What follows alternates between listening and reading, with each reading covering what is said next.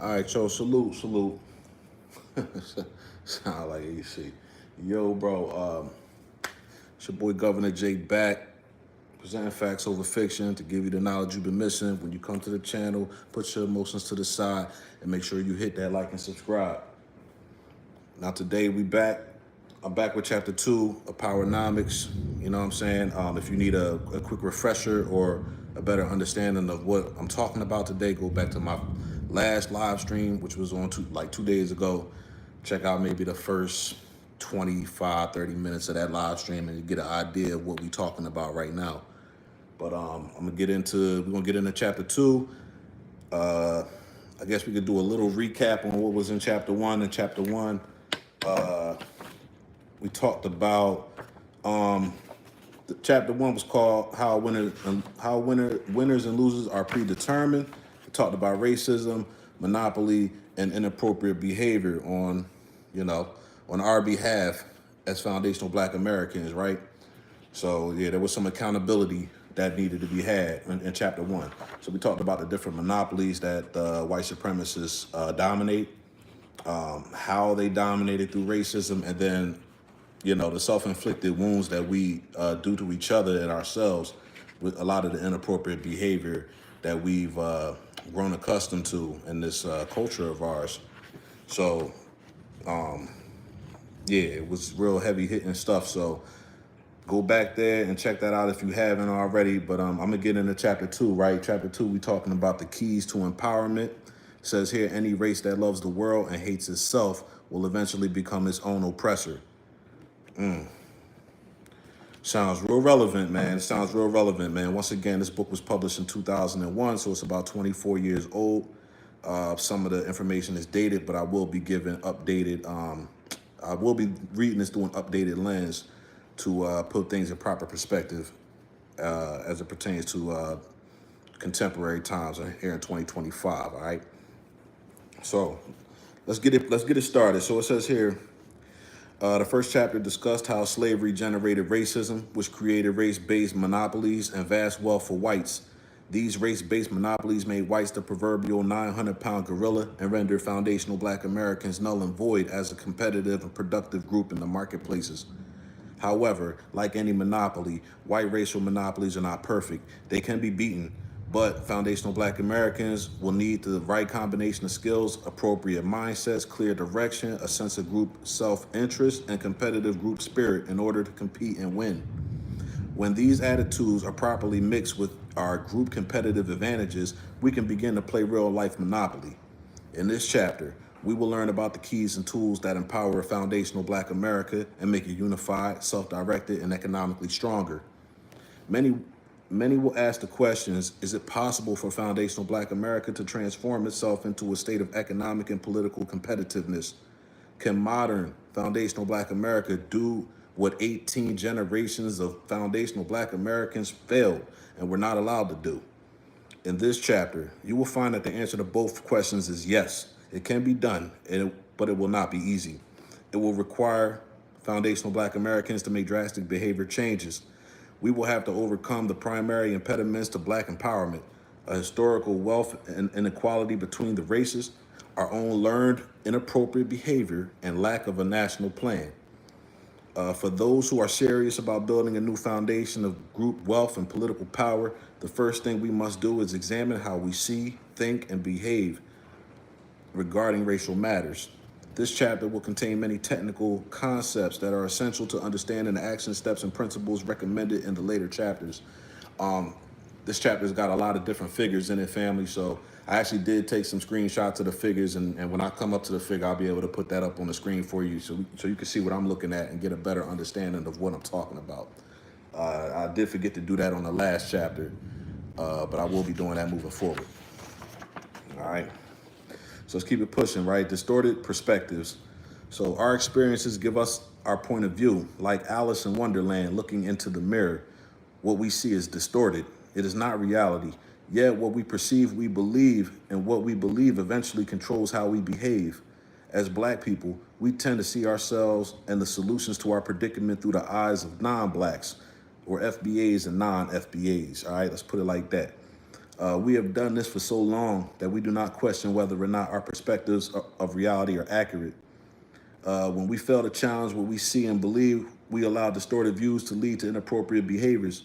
It is now time for us to correct the distortions by changing rather than keeping our perspective. Let's see what you're saying here. Some random guy speaks. Black leaders like yourself are not addressed yet. What's that? Some random guy speaks. What's the problem that the black leaders haven't addressed? Let me know. So let's keep it pushing. Out of the box thinking. It has been said that the epitome of madness is to do the same thing over and over while fully expecting things to somehow change. We have spent centuries seeking civil rights and social acceptance while our conditions remain relatively fixed. As long as we continue to perceive and respond to our socioeconomic situation in the same old manner, we should expect to get the same old results. If we want different results or an improved lifestyle, we have to see, think, and act differently. Our national empowerment plan must be based on new, collective, out-of-the-box thinking. Every social, political, legal, and economic policy and practice that relates to FBAs must be rethought so that we can find creative channels through which we can emerge as a competitive political and economic force. The following line dot puzzle, give me a second here, let me put this up for you. The following line dot puzzle, okay.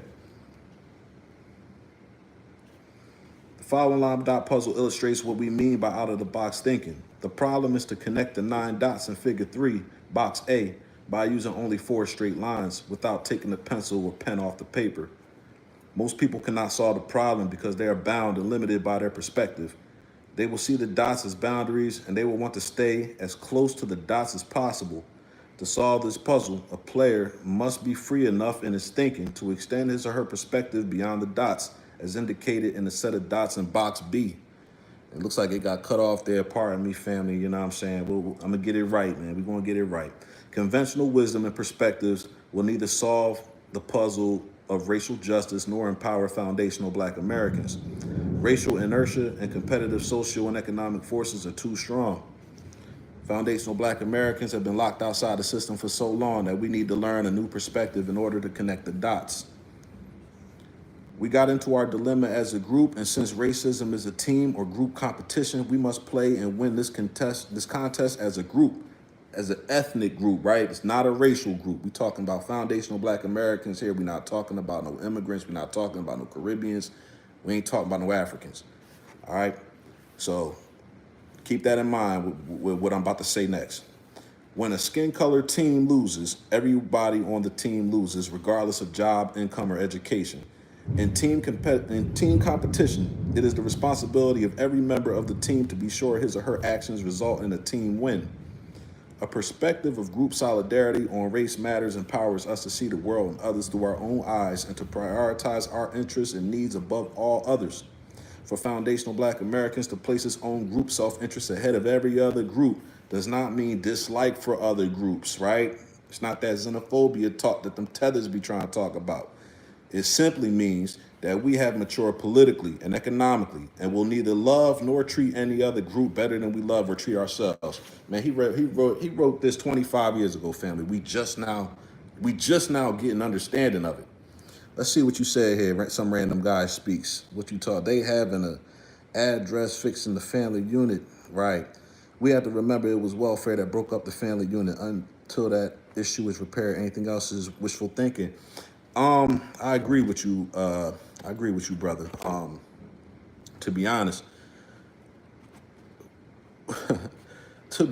about that situation, man, from my opinion, man, I don't know if it's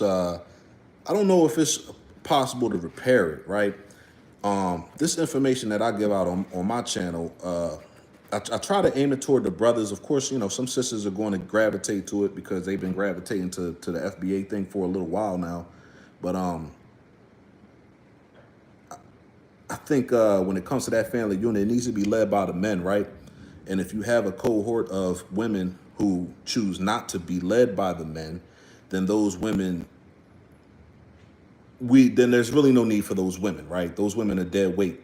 Now it's subjective to try and figure out what percentage of FBA women are the women that I'm speaking of. I'm not going to get into that, but it is a serious issue. You bring it up, I agree with you. Nobody else is talking about it. Not the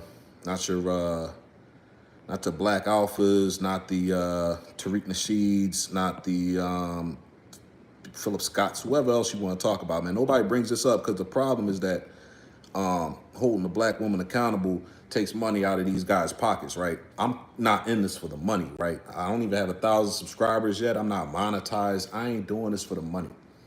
I had an old head tell me I need to just get on that pander tip, like how those guys do it, and just pander and just crap on the brothers all day.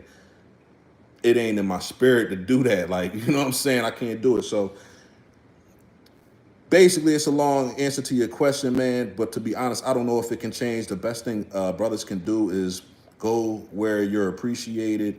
Find women who are going to follow your lead, whether they're FBA or non-FBA. And as you lead as an FBA man, you make sure that your family understands that. You make sure your woman understands that. Your kids understand that, regardless of what the background of the mother is, that you're going to be FBA first. And that's what we put in first. And, recognize when you come across a skeezer and a hood rat, and make sure you call her out for being a hood rat and stay away from her. You see what I'm saying? That go for all races of women. So let's keep it pushing, though, man. I appreciate you tapping in with me, though. So let's keep it going. Following the majority, right? The premise of our social democracy set the stage for a majority population to dominate and direct. But these special rights and privileges for the majority come with some special obligations. According to the Federalist Papers, which promoted the ratification of the U.S. Constitution, the majority rules, but has an inherent obligation to address the needs and interests of its losing minority population. This obligation is emphasized when the nation has a planned permanent minority. Since the majority society has clearly failed to include the needs and interests of its black minority population, and its interests are not reflected in the nation's laws, customs, and public policies, it is incumbent upon foundational black Americans to not blindly follow the majority society, right? Particularly the Democrat Party. We ain't blindly following that. Ain't no more vote blue no matter who. All that crap is done. That shit dead. It should have been dead 25 years ago when a brother published this book. But we on CP time here, like real bad CP time. So hopefully maybe we get it together. Maybe we won't. Like, you know what I'm saying? I know I'm doing my part. You feel me? And whoever's gonna take heed to what I'm telling you, you do your part. You see what I'm saying? Make sure your family right. That's all. The majority society's needs and interests cannot be placed above those of the black minority. Playing to win as a team means foundational black Americans ought to set its own course rather than continuing to follow a game plan contrary to its own best interests. When a group is in last place within a society, if it continues to follow the pack, it will remain in last place. I'm telling you, talking about the Democrats right now. Playing a game of follow the leader calls to mind a sled team of dogs. Only the lead dog determines directions and sees a changing view. The hind dogs see only the rear end of the dog that is ahead. As long as they stay in the harness and follow the line, the hind dogs will never see where the sled is heading or be able to change direction. The dogs locked in the rear guarantee that the lead dog will arrive first and get the praise and the comfort of knowing that he is still leading. The hind dog only gets the satisfaction of knowing that what he sees every day will never change. As we shift into an empowerment mode, we are shifting from the perspective of the hind dog to the mindset of the lead dog, who can choose a new way. As we wrangle out of this harness and outside of the box, it must always be clear that we will no longer have to follow the lead of the majority society. This was a game changer when we decided that we were going to be foundational black Americans. We were no longer black. We're no longer African American. We named ourselves. You know what I'm saying? We named ourselves. We didn't go by what the Democrats told us we were, or the Republicans, or whoever else you want to talk about, the Tethers or whoever. Nah. We decided, hey, we're going to delineate. We ain't all one big African family and all that. We see the hostility. We feel the hostility. We see the hatred that we get from the diaspora. We doing us. All the rest of you fleers can be that lead, that rear dog now. You can kiss our ass now. You see what I'm saying? We leading the pack now. The empowerment mode. Empowerment is too frequently used interchangeably with motivation, but the two words are very different. Motivating FBAs or any other group is little more than getting them interested, creating excitement, and making them feel good. For instance, blacks as a group or FBAs as a group can be motivated to travel and see the world, but if they lack the money, time, and other resources, they are little more than motivated FBAs who cannot leave home. Empowerment does not simply stimulate interest in travel, it also inspires confidence, and most importantly, it provides tools and other needed resources necessary to accomplish the goals. Without the benefit of empowerment tools, such as money, transportation, hotels, passports, and other personal necessities, it is highly unlikely that motivated FBAs will be doing any traveling. Motivation and inspirational speakers, workshops, and books are designed primarily to make people feel good, right? Along with these 5 hour long Twitter spaces, right? And these 4 hour long live streams where niggas talking about tethers and white supremacy all day, right? Just make you feel good. Like, aha, we winning. Nah, we need a little bit more than that. We need some accountability, right? Like the brother says here, we need some accountability, man. And that's what I'm bringing here. All right. However, black people or foundational black Americans have been in a socio-economic ditch for centuries. Rather than motivating them to feel good about themselves while they remain in the ditch, they need the confidence and resources to get out the ditch. Thus, we must begin our self-empowerment by obtaining both confidence and the tools. We need the tools that give us a clear group direction and sense of togetherness. We need tools that prepare and guide us to evaluate and formulate our best interests. Our tools must always remind us of who we are, of who and where we are, We are very special people with a unique history. Therefore, rather than seeing race matters through a traditional rose-colored glasses, we must begin our solutions by looking realistically through race-colored glasses. The rest of this chapter offers foundational black Americans these glasses in the context of the PowerNomics National Plan. Before I continue, he's talking about race-colored glasses, man. We talking about lineage colored glasses, right? That's what we talk about, lineage, ethnicity, nationality colored glasses. We ain't talking about race because we ain't talking about them other so-called Afro, whatever they are, man. You know what I'm saying? Them Africans and the Caribbeans. We ain't talking about them. They can kick rocks. All right. Okay, the 4 PowerNomics empowerment tools for foundational black Americans are: number 1, an empowerment culture; number 2, a group vision; 3, the paradigm of ethno-aggregation; and 4, the paradigm of vertical integration. The remainder of this book will explain the need for these tools and show how foundational black Americans can best use them. All right. The first key to empowerment is an empowerment culture. Since humans rely on culture for survival, culture is an essential empowerment tool for foundational black Americans. Culture usually refers to the norms or systems of behavior and shared values that are passed on from one generation to another. Essentially, culture is a script that is never neutral in its purposes. It either empowers or depowers a group. What it does to a group depends in large measure upon the position the group holds in the societal pecking order of acceptability, and whether they are in an in-group or an out-group. Culture's most important function is to promote cohesiveness and trust that bind members together through values such as group loyalty, pride, and respect. It is through culture that members of a group know who and what they are and how to behave.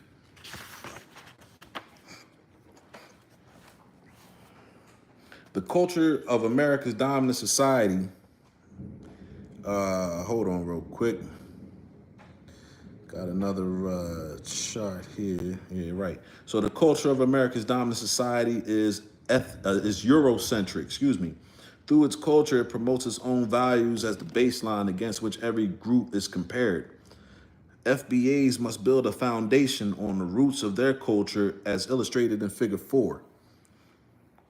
The dominant culture promotes negative images of foundational black Americans, expropriates their culture, then labels FBAs culturally deprived, inferior, dependent, non-producing, compromising, powerless, impoverished, politically inept, and non-competitive. Damn. Man, all right, Eurocentric culture incorporates the Horatio Alger myth of ethnic success and individualism.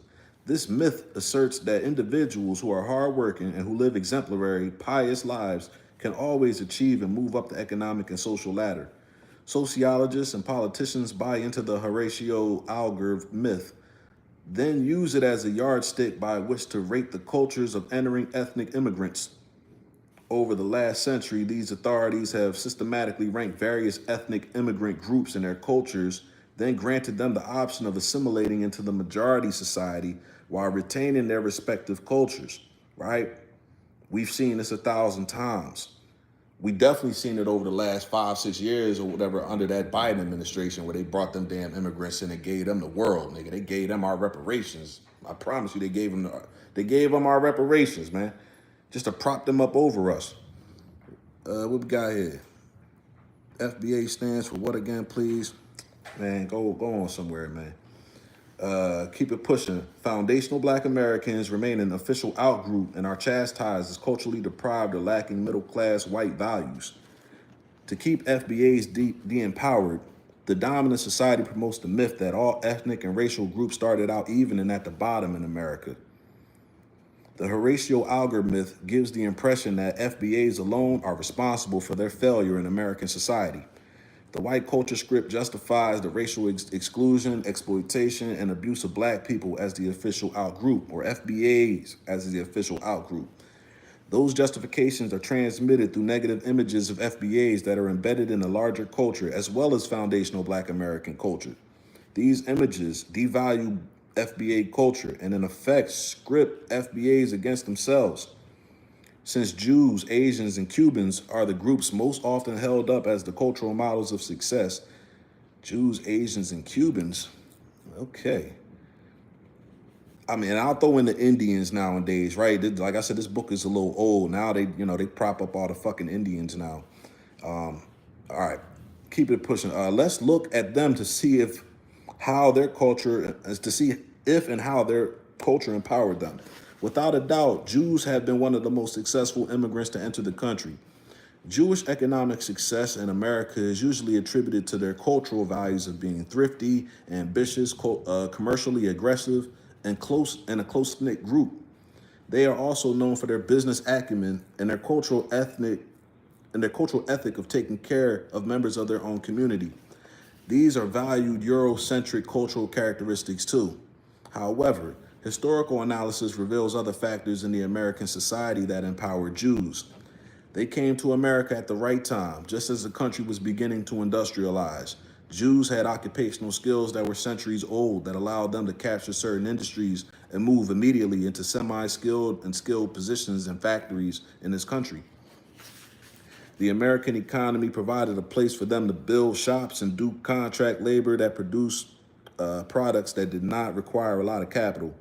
Jews then became rich and powerful in America, in part because of their cultural values, but more because they were accepted and allowed to become empowered by America's culture. They built a new culture around their economic base. My fault, my bad, friend. They built a new culture around their economic base, which empowered them even more, right? So this is something that I try to tell a few of my homies, right? A few homies that I know. I don't know if they tapped in right now or not, but you know what I'm saying? I don't know if they going to tap in or what, but I got some homies, right?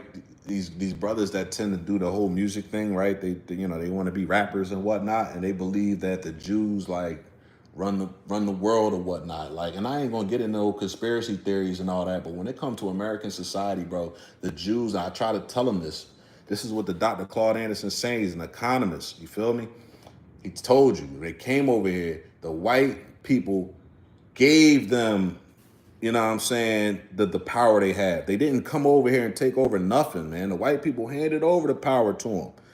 The white man got the power. The Jews got power too. They all white as far as I'm concerned. But like I said, there's a sector of FBA society that believes that Kanye West bullshit where the Jews run everything and then the Anglo white man, he's oppressed like everybody else. The Jew got they damn foot on everybody's neck. Ain't nobody trying to hear that shit, bro.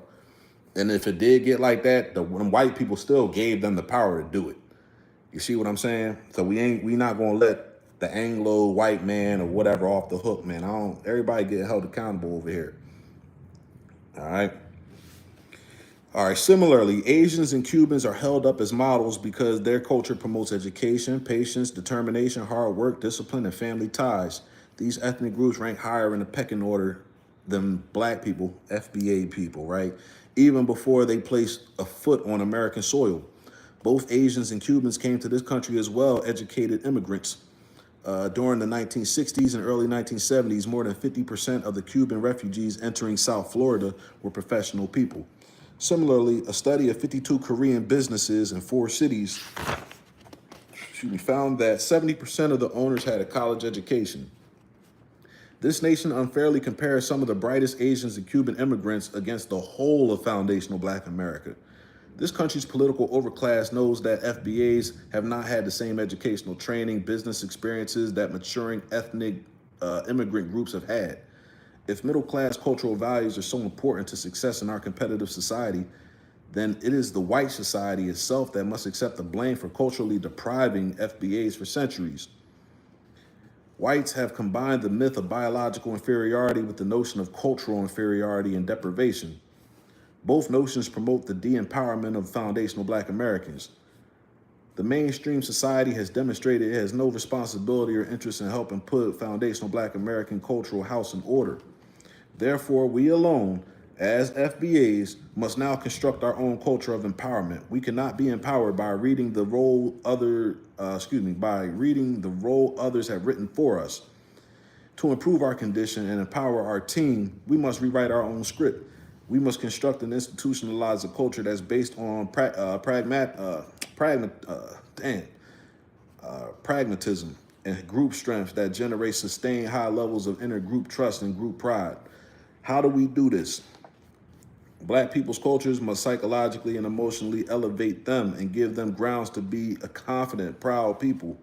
It should promote the ethic that FBAs are a very special people. Blacks are the original people on the earth. In this country, they are the only non-immigrants. When I say blacks, FBAs, all right, in this country, we are the only non-immigrants. Foundational Black Americans should be proud of and promote the fact that they have a natural talent for generating music, dance, and language. They have extraordinary emotional and physical strength that took them through 300 years of slavery and Jim Crow and allows them to dominate in nearly all the sports they are allowed to enter. Black slaves were noted for their ability to perform hard work. Blacks should adopt and inculcate a hard work ethic into their empowerment culture. Prior to their enslavement, FBAs were a strong communal society that believed in the concept and value of an extended family. Foundational Black Americans have made the most spectacular educational achievement on earth. After 300 years of slavery and forced illiteracy, they reduced their illiteracy rate by half within 30 years. And amazingly, they educated themselves during an oppressive and deprived period during Reconstruction.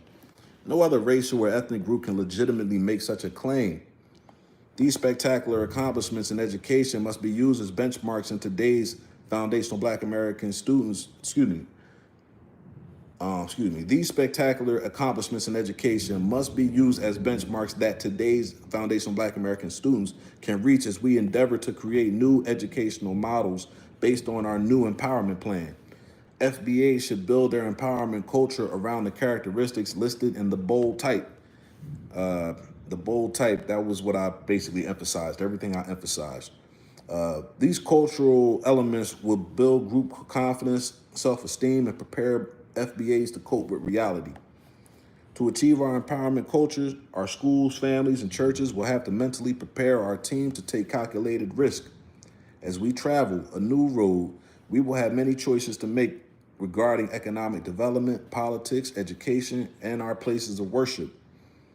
Our traditional institutions must accept the double responsibility of educating and psychologically conditioning FBAs to take calculated business risk and compete in areas other than sports and entertainment. I know that's right. I know that's right. Our institutions should help. Now, these institutions, I ain't gonna lie, family. I'm not sure what these institutions are. I mean, if they HBCUs, then I don't know. But let's just keep it going. Our institutions should help us practice the process of collecting information and assessing it through a set of principles, then making an informed decision, taking a calculated risk. The willingness to risk failure allows the exploration that leads to success. Needless to say, one should never take risks simply for the sake of risk. But as a noted military strategist once said, as he was preparing to do battle, if you take risk, you may still fail. But if you do not take risk, you will surely fail. I like that.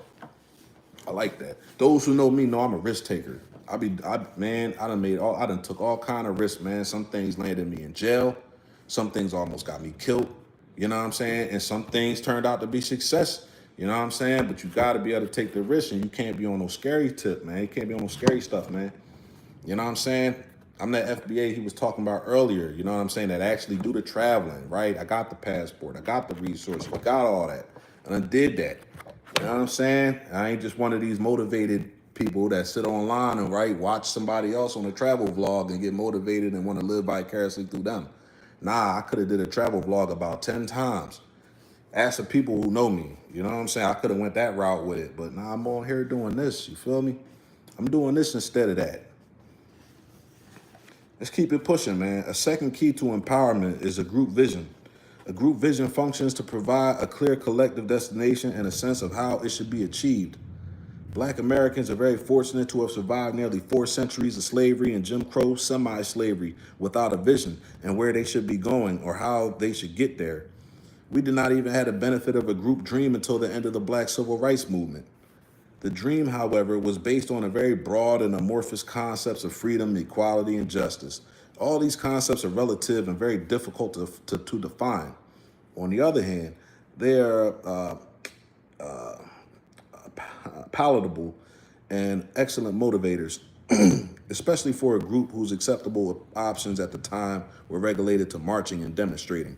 Today, we need more practical, tangible, and measurable racial goals or ethnic goals, lineage-based goals, not racial, okay? Pardon me. I gotta be able to, gotta remember to substitute some of these words, right? Tangible, measurable, lineage-based goals and supportive activities that bear directly on resolving our wealth inequality or inappropriate behavior patterns. We should accept nothing less. History is full of examples of how oppressed groups envisioned their escape by taking power for themselves. For those who did obtain freedom of justice, their vision was always the key that unlocked the door to their group's resources. In biblical times, Moses had a vision for his people that drove him and thousands of poor Jews through the almost insurmountable obstacles to the envisioned promised land. Moses had a vision, not a dream. A vision means the mind's eye is wide open. A dream implies the mind is asleep. Jews today remain committed to Moses' vision of a powerful, self-sufficient minority religious group. Thousands of years after their exodus, Jews in Israel are politically and economically powerful. There are more recent examples here in the United States of a minority group with a group vision.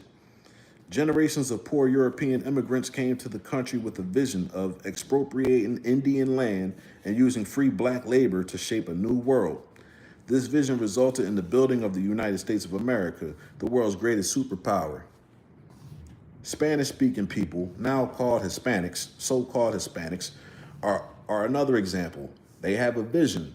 Not only are they coming to America for an improved quality of life, but according to William V. Flores and Rena Benmeyer in their book, Latino Cultural Citizenship, and public statements by the Council of La Raza, Hispanics are coming to America with a vision of becoming the majority minority over blacks. They done did this. They done did that about 10 years ago. Like I said, this book is a little dated, but they done already did that, right? While we sat on the sidelines and just sat there and watched it, right? While we just sat there and watched it happen.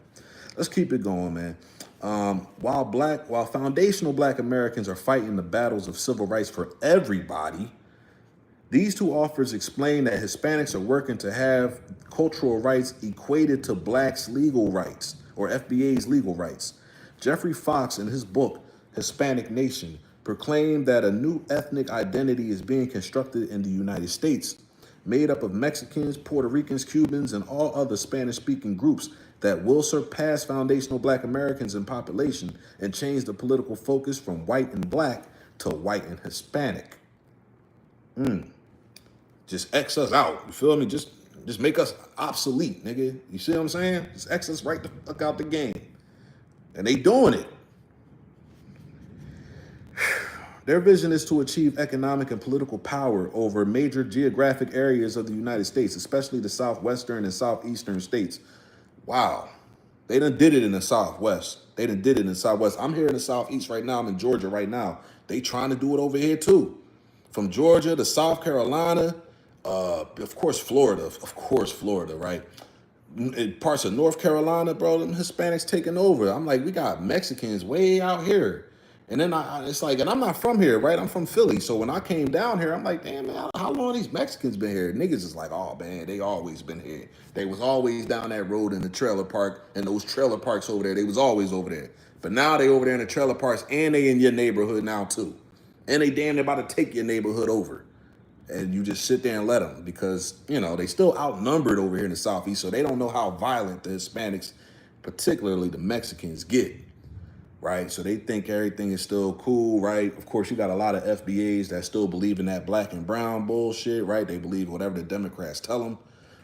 So they just going to sit there and just be lame ducks, you know, and just, you know, get all their resources taken, just like what happened in Chicago and just like what happened in New York, just like what happened in LA. You know, you're just going to see it over and over again, right? Until niggas don't got nothing. I mean, unless this FBA movement gets bigger and bigger. Now, granted, the brother did make a good point about the lack of families and all that. Like I said, I don't know if that's going to get fixed.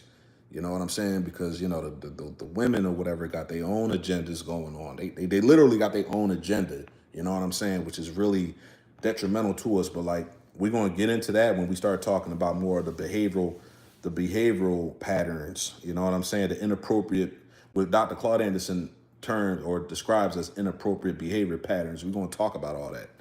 I don't want to get off topic too fast. So let me just keep going. Whether Jews, European whites, or Hispanics, all these groups have used their group vision to move their people. The collective vision is in the mind's eye of the group, and it plays a vital role in guiding the group's behavior.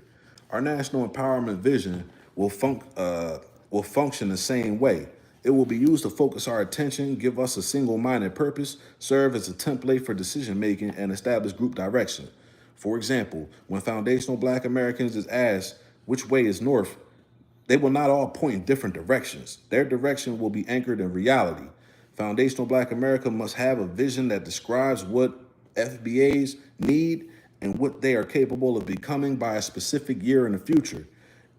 In order not to be pie in the sky, the vision must be linked to a realistic plan. So the PowerNomics vision for foundational black America, that is politically and economically self-sufficient and competitive by the year 2005. Oh my God. Oh man, he said we needed to do this by 2005, family. We 20 years late. We 20 years late, man. I don't even know if this shit worth it no more. You know what I'm saying? But whatever, man. You know, we got some people waking up now. Hey, man, I guess it's never too late, right? If people waking up, man, like, let them keep waking up. Ain't nothing wrong with waking up, man. Whether you late or not. You know what I'm saying? You woke up late, man, you can still make the next bus, right? You missed your first bus, you can still make that next bus. So the PowerNomics group vision is crafted to do a number of things. First, it is called the PowerNomics vision to lock into foundational Black Americans' mind a concept that defines the solution for our racial, we're going to say ethnic predicament, our ethnic group, our lineage, our in group. It's not a racial thing. We ain't caping for no other races, no other nationalities of Black folks, man. They can kick rocks. We don't need them, they dead weight. They already done proved they dead weight. He didn't know that he was dead weight in 2001. He didn't know that the Africans and Caribbeans was dead weight yet. We now know that they're dead weight. All right. So we need economic power. This newly coined phrase and vision will keep us from wandering back into the pursuit of limited social goals. Secondly, this vision is very specific.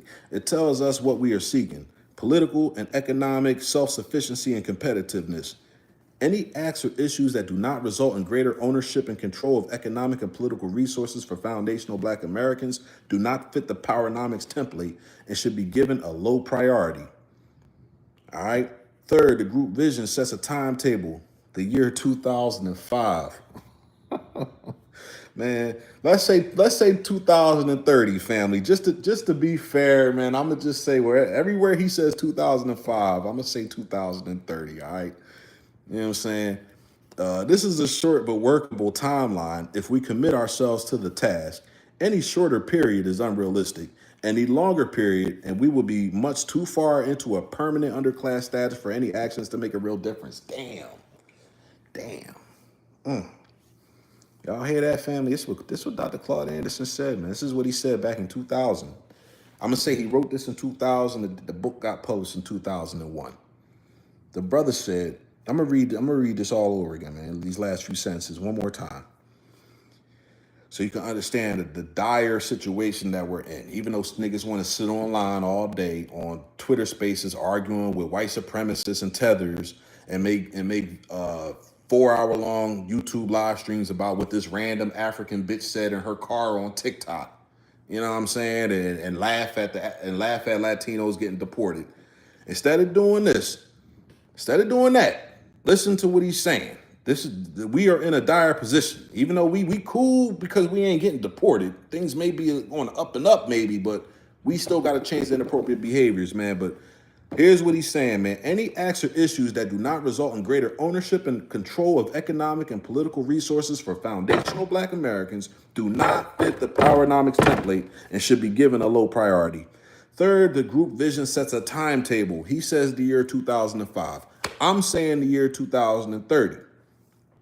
This is a short but workable timeline if we commit ourselves to the task. Any shorter period is unrealistic.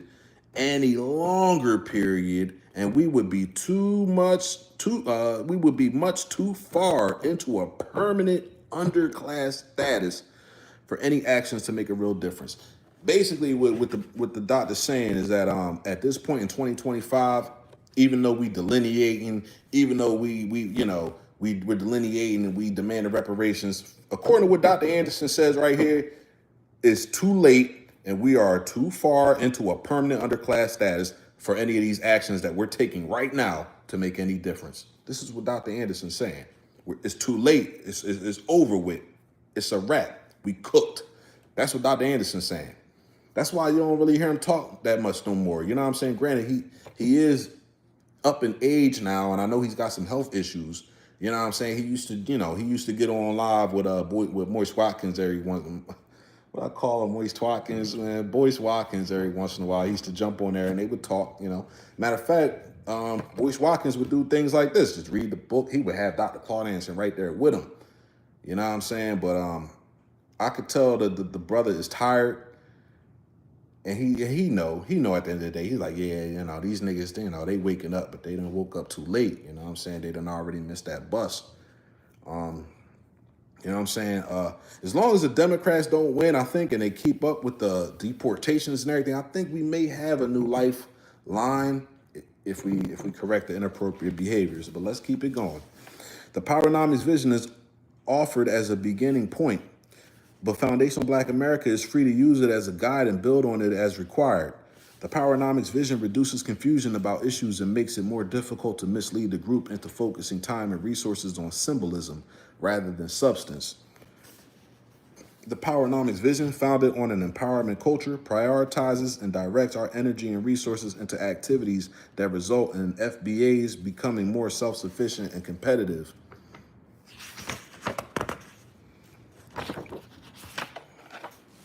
There are many examples of activities that are at odds with Black empowerment, such as including FBAs and the concept of minority.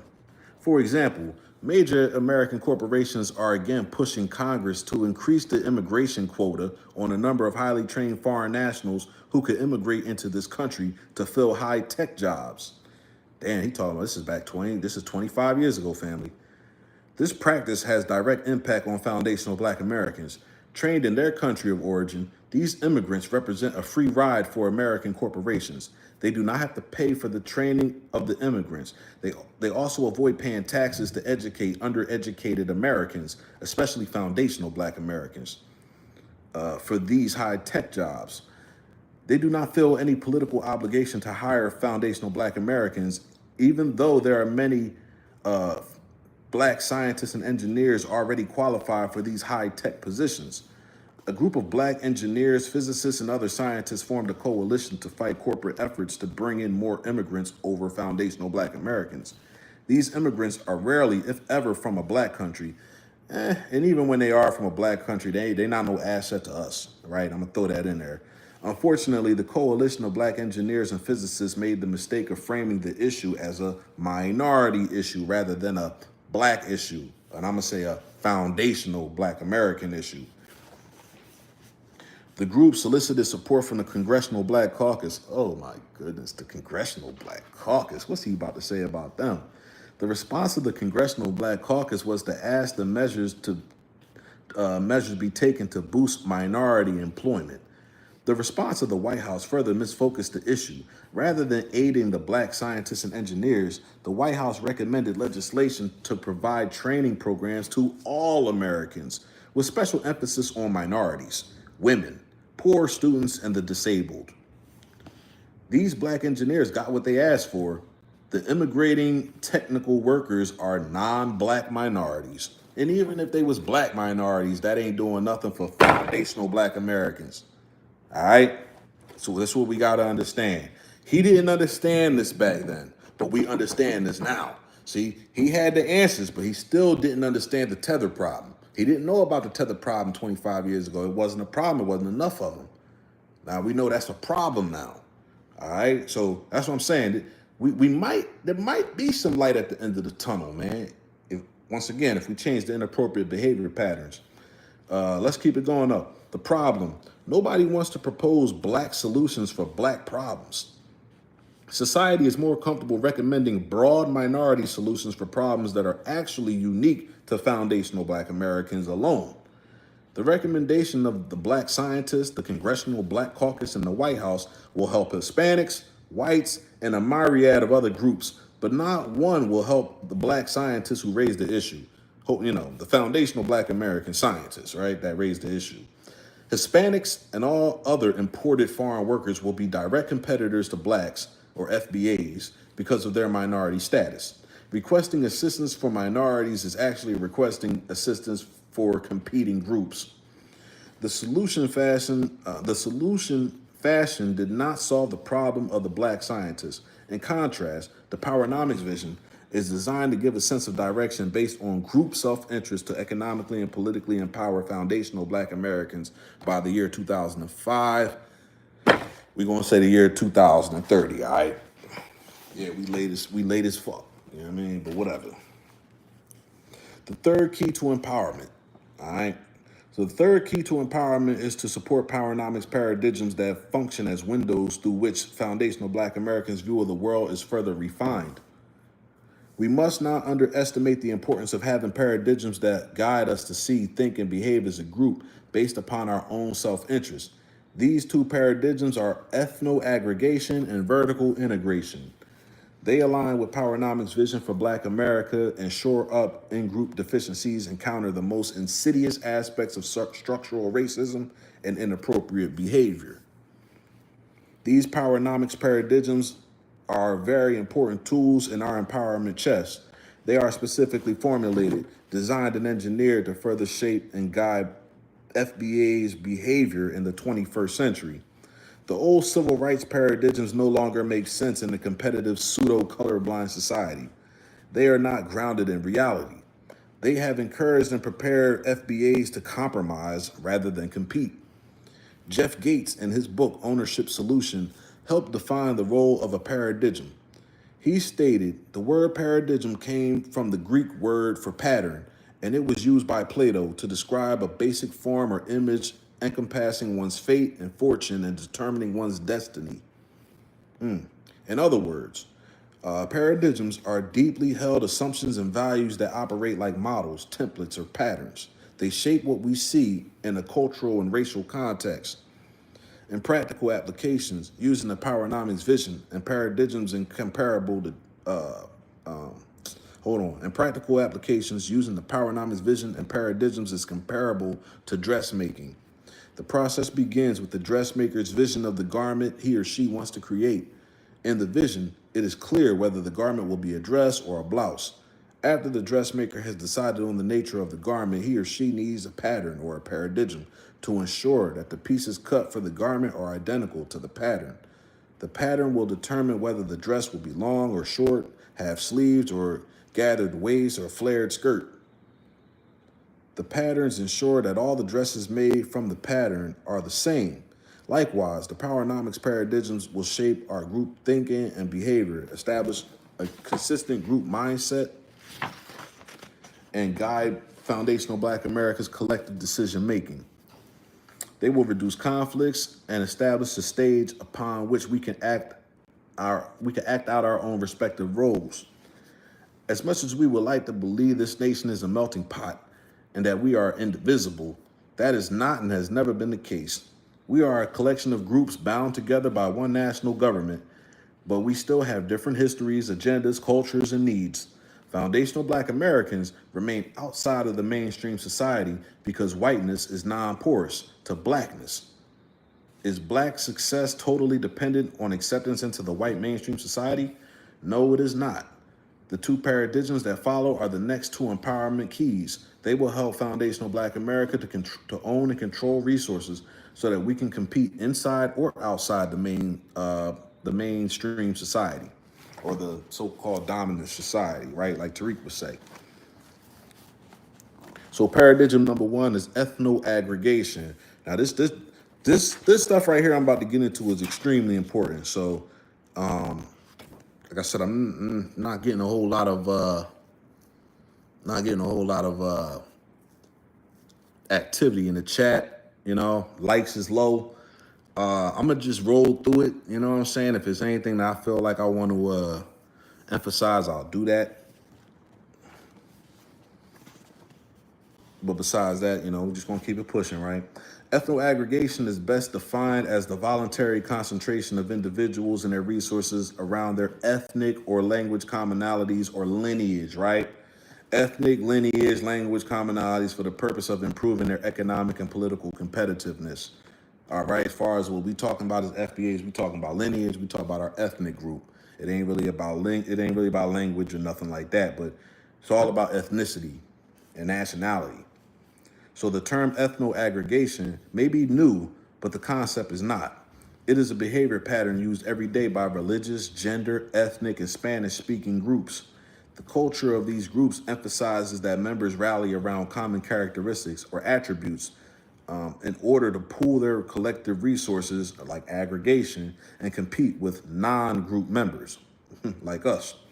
According to the PowerNomics plan, the primary purpose for ethno-aggregation is to convert disaggregated foundational Black American individuals and groups into a national team and to concentrate their resources.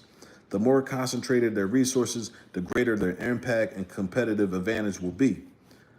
For foundational Black Americans, this paradigm is important because it can directly reverse past conditioning and is the antidote for Willie Lynchism, who was a slaveholder plan to divide and conquer Black slaves.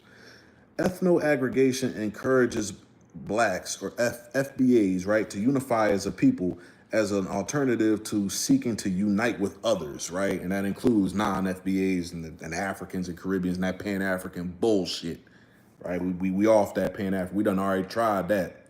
We done already tried it. It didn't work. So we moving on. Okay. A fist has greater impact than 5 separate fingers, right? But a scattered group is like separate fingers.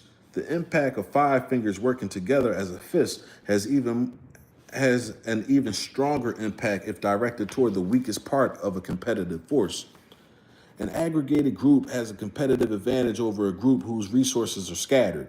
Likewise, ethno-aggregation is most effective when the resources are organized and directed. Blacks already ethno-aggregate every time they attend all black churches and participate in a Million Man March. In politics, we have voted as a bloc within both the Republican or Democrat Party, and although we have seldom received direct benefits, our collective voting has testified to our political strength and our ability to ethno-aggregate.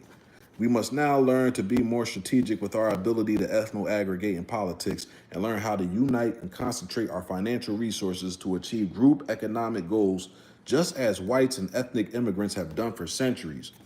Like this is something we should have been did. You feel me? But we've been on this whole Pan-African kumbaya shit for like 60 years. We did all right before integration, bro. Before the whole integration thing, we did all right. You know what I'm saying? We was doing all right. We had wealth.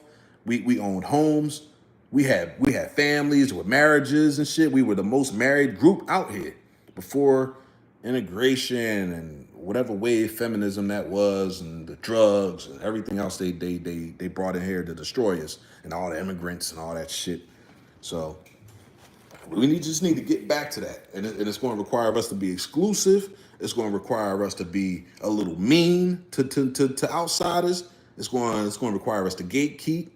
You know what I'm saying? And tell niggas, like, tell these other people, like, yo, go fall back and go do you. You feel me? We don't need you over here. I mean, like I said, them outsiders is dead weight, family.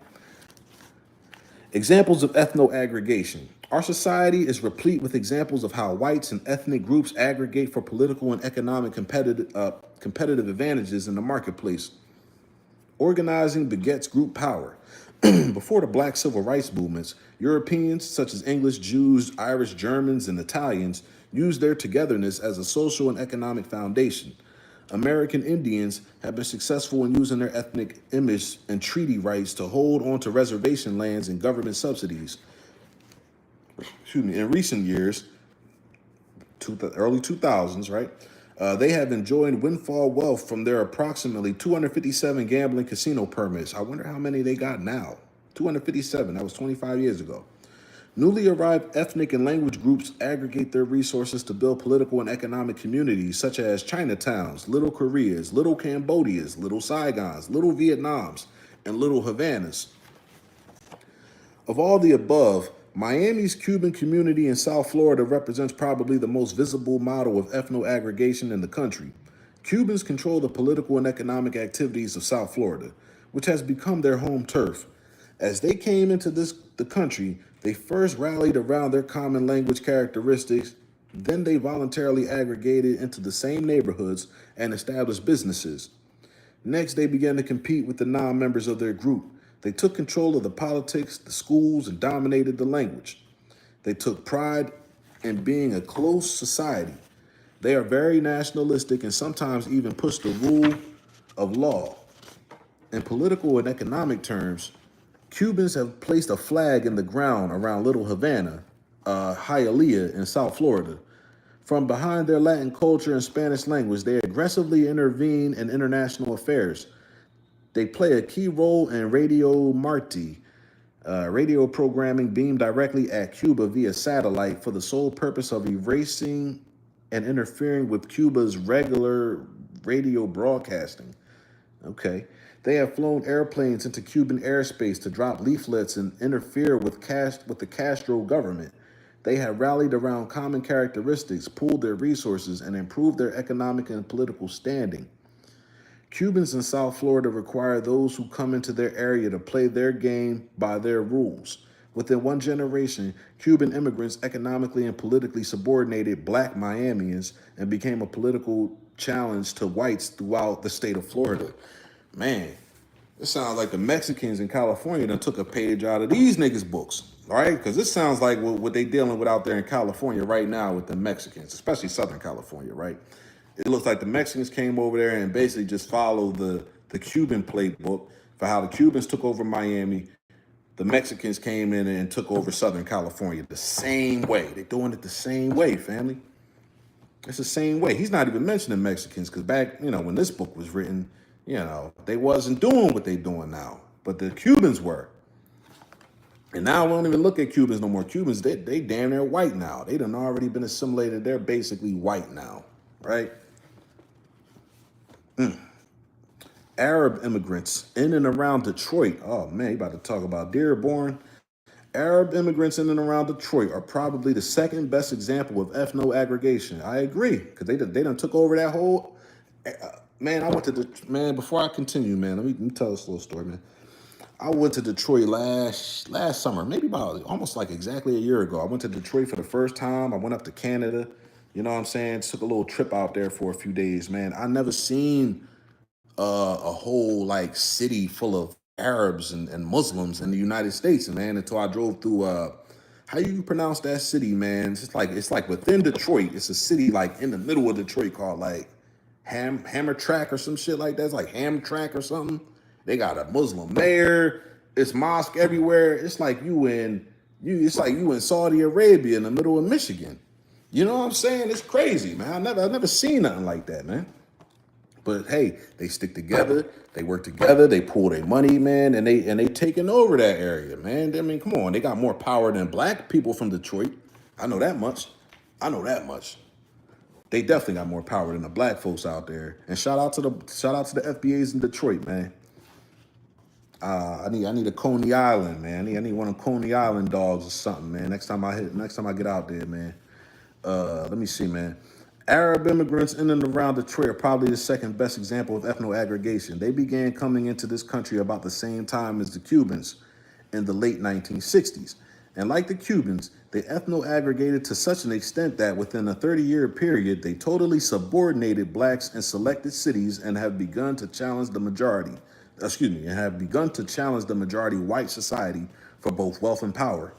Approximately 275,000 Arabs immigrated into the Dearborn, Michigan, and Detroit areas initially.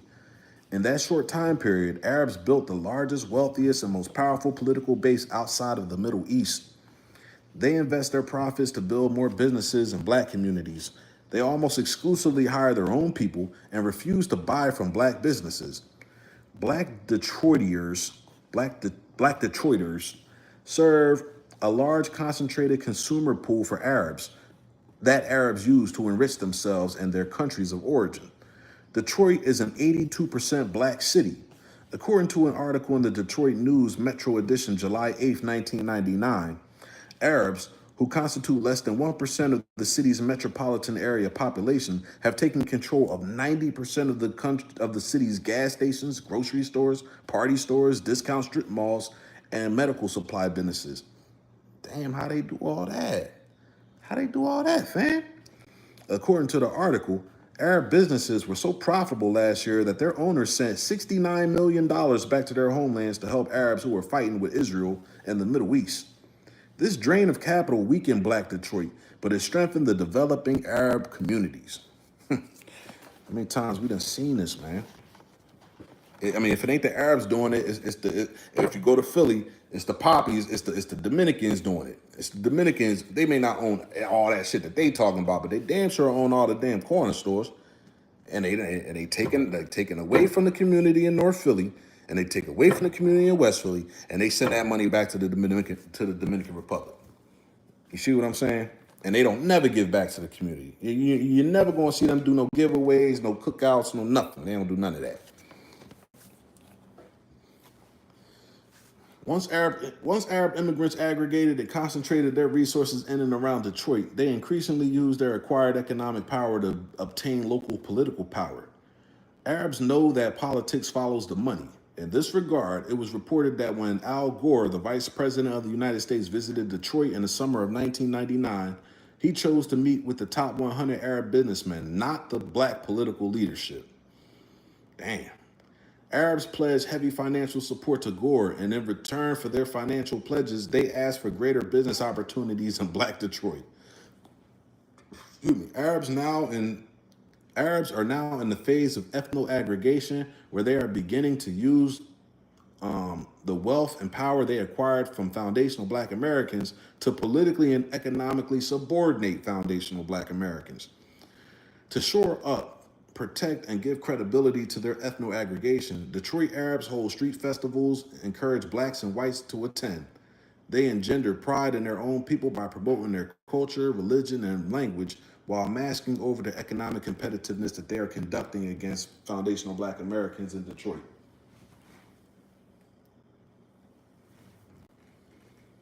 It is their ethno aggregation that gives Arab immigrants the competitive advantages over foundational Black Americans. They use their cultural togetherness to compete for economic and political resources. Even though Arabs may have religious differences with Jews and Christians, they are still classified as whites and receive the advantage of a higher level of social acceptability than foundational Black Americans.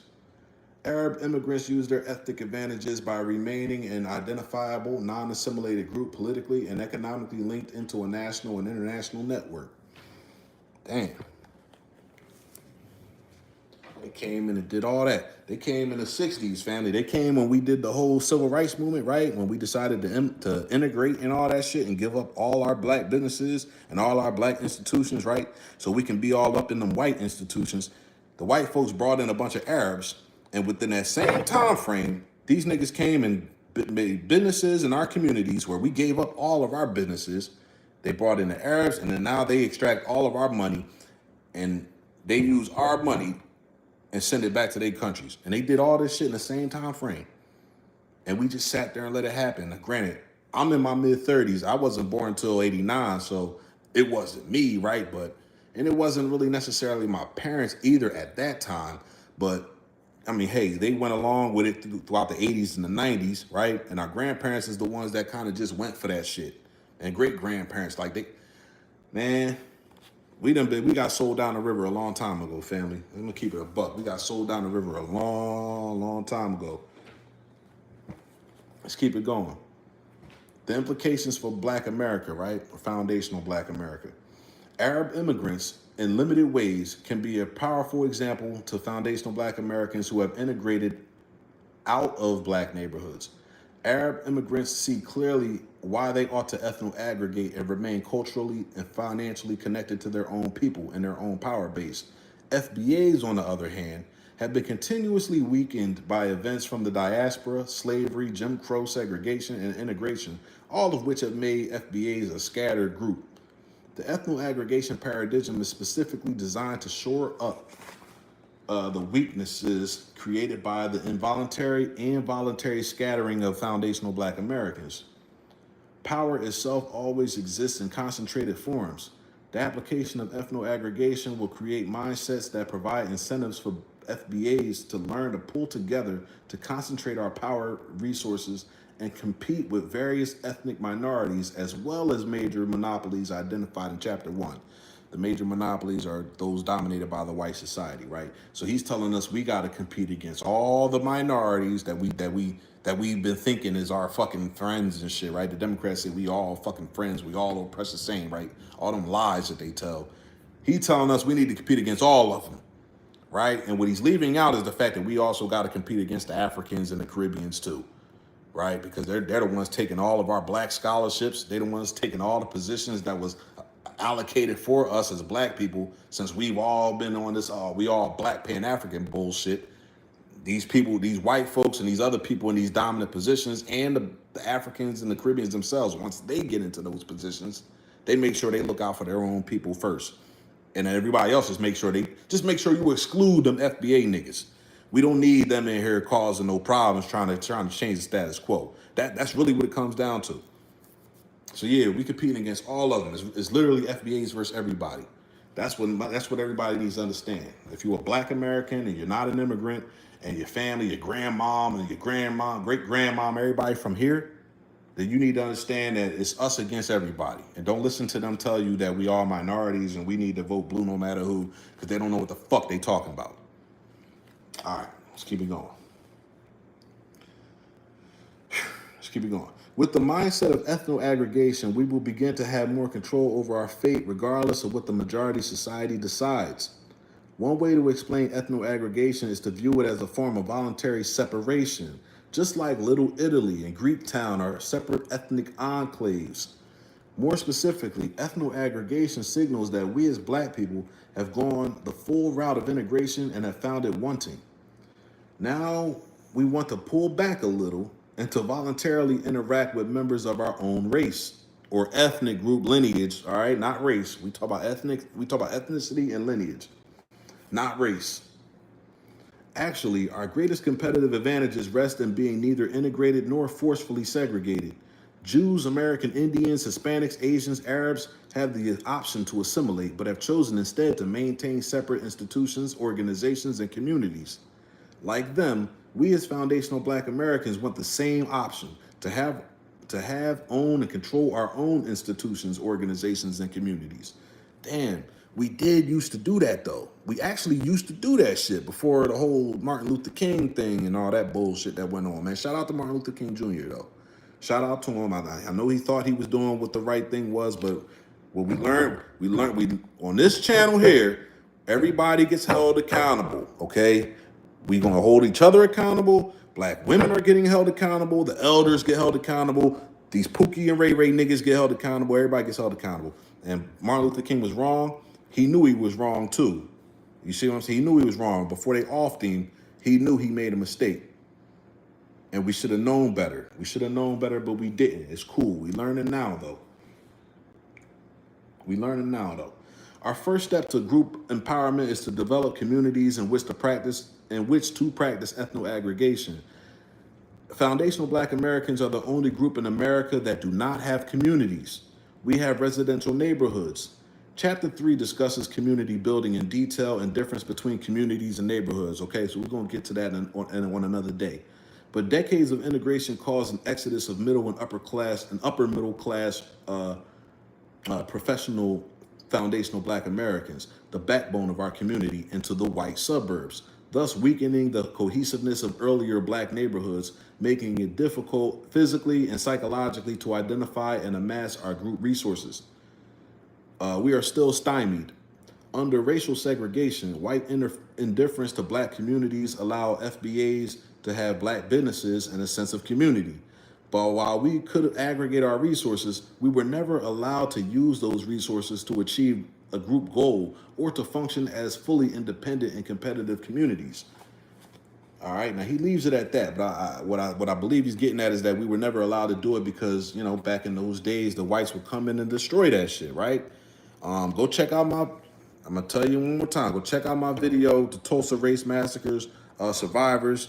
It's the last video I produced, not a live stream. It's a video I put up about 2 months ago, man. They've been shadow banning that video. I can't get no promo on that video.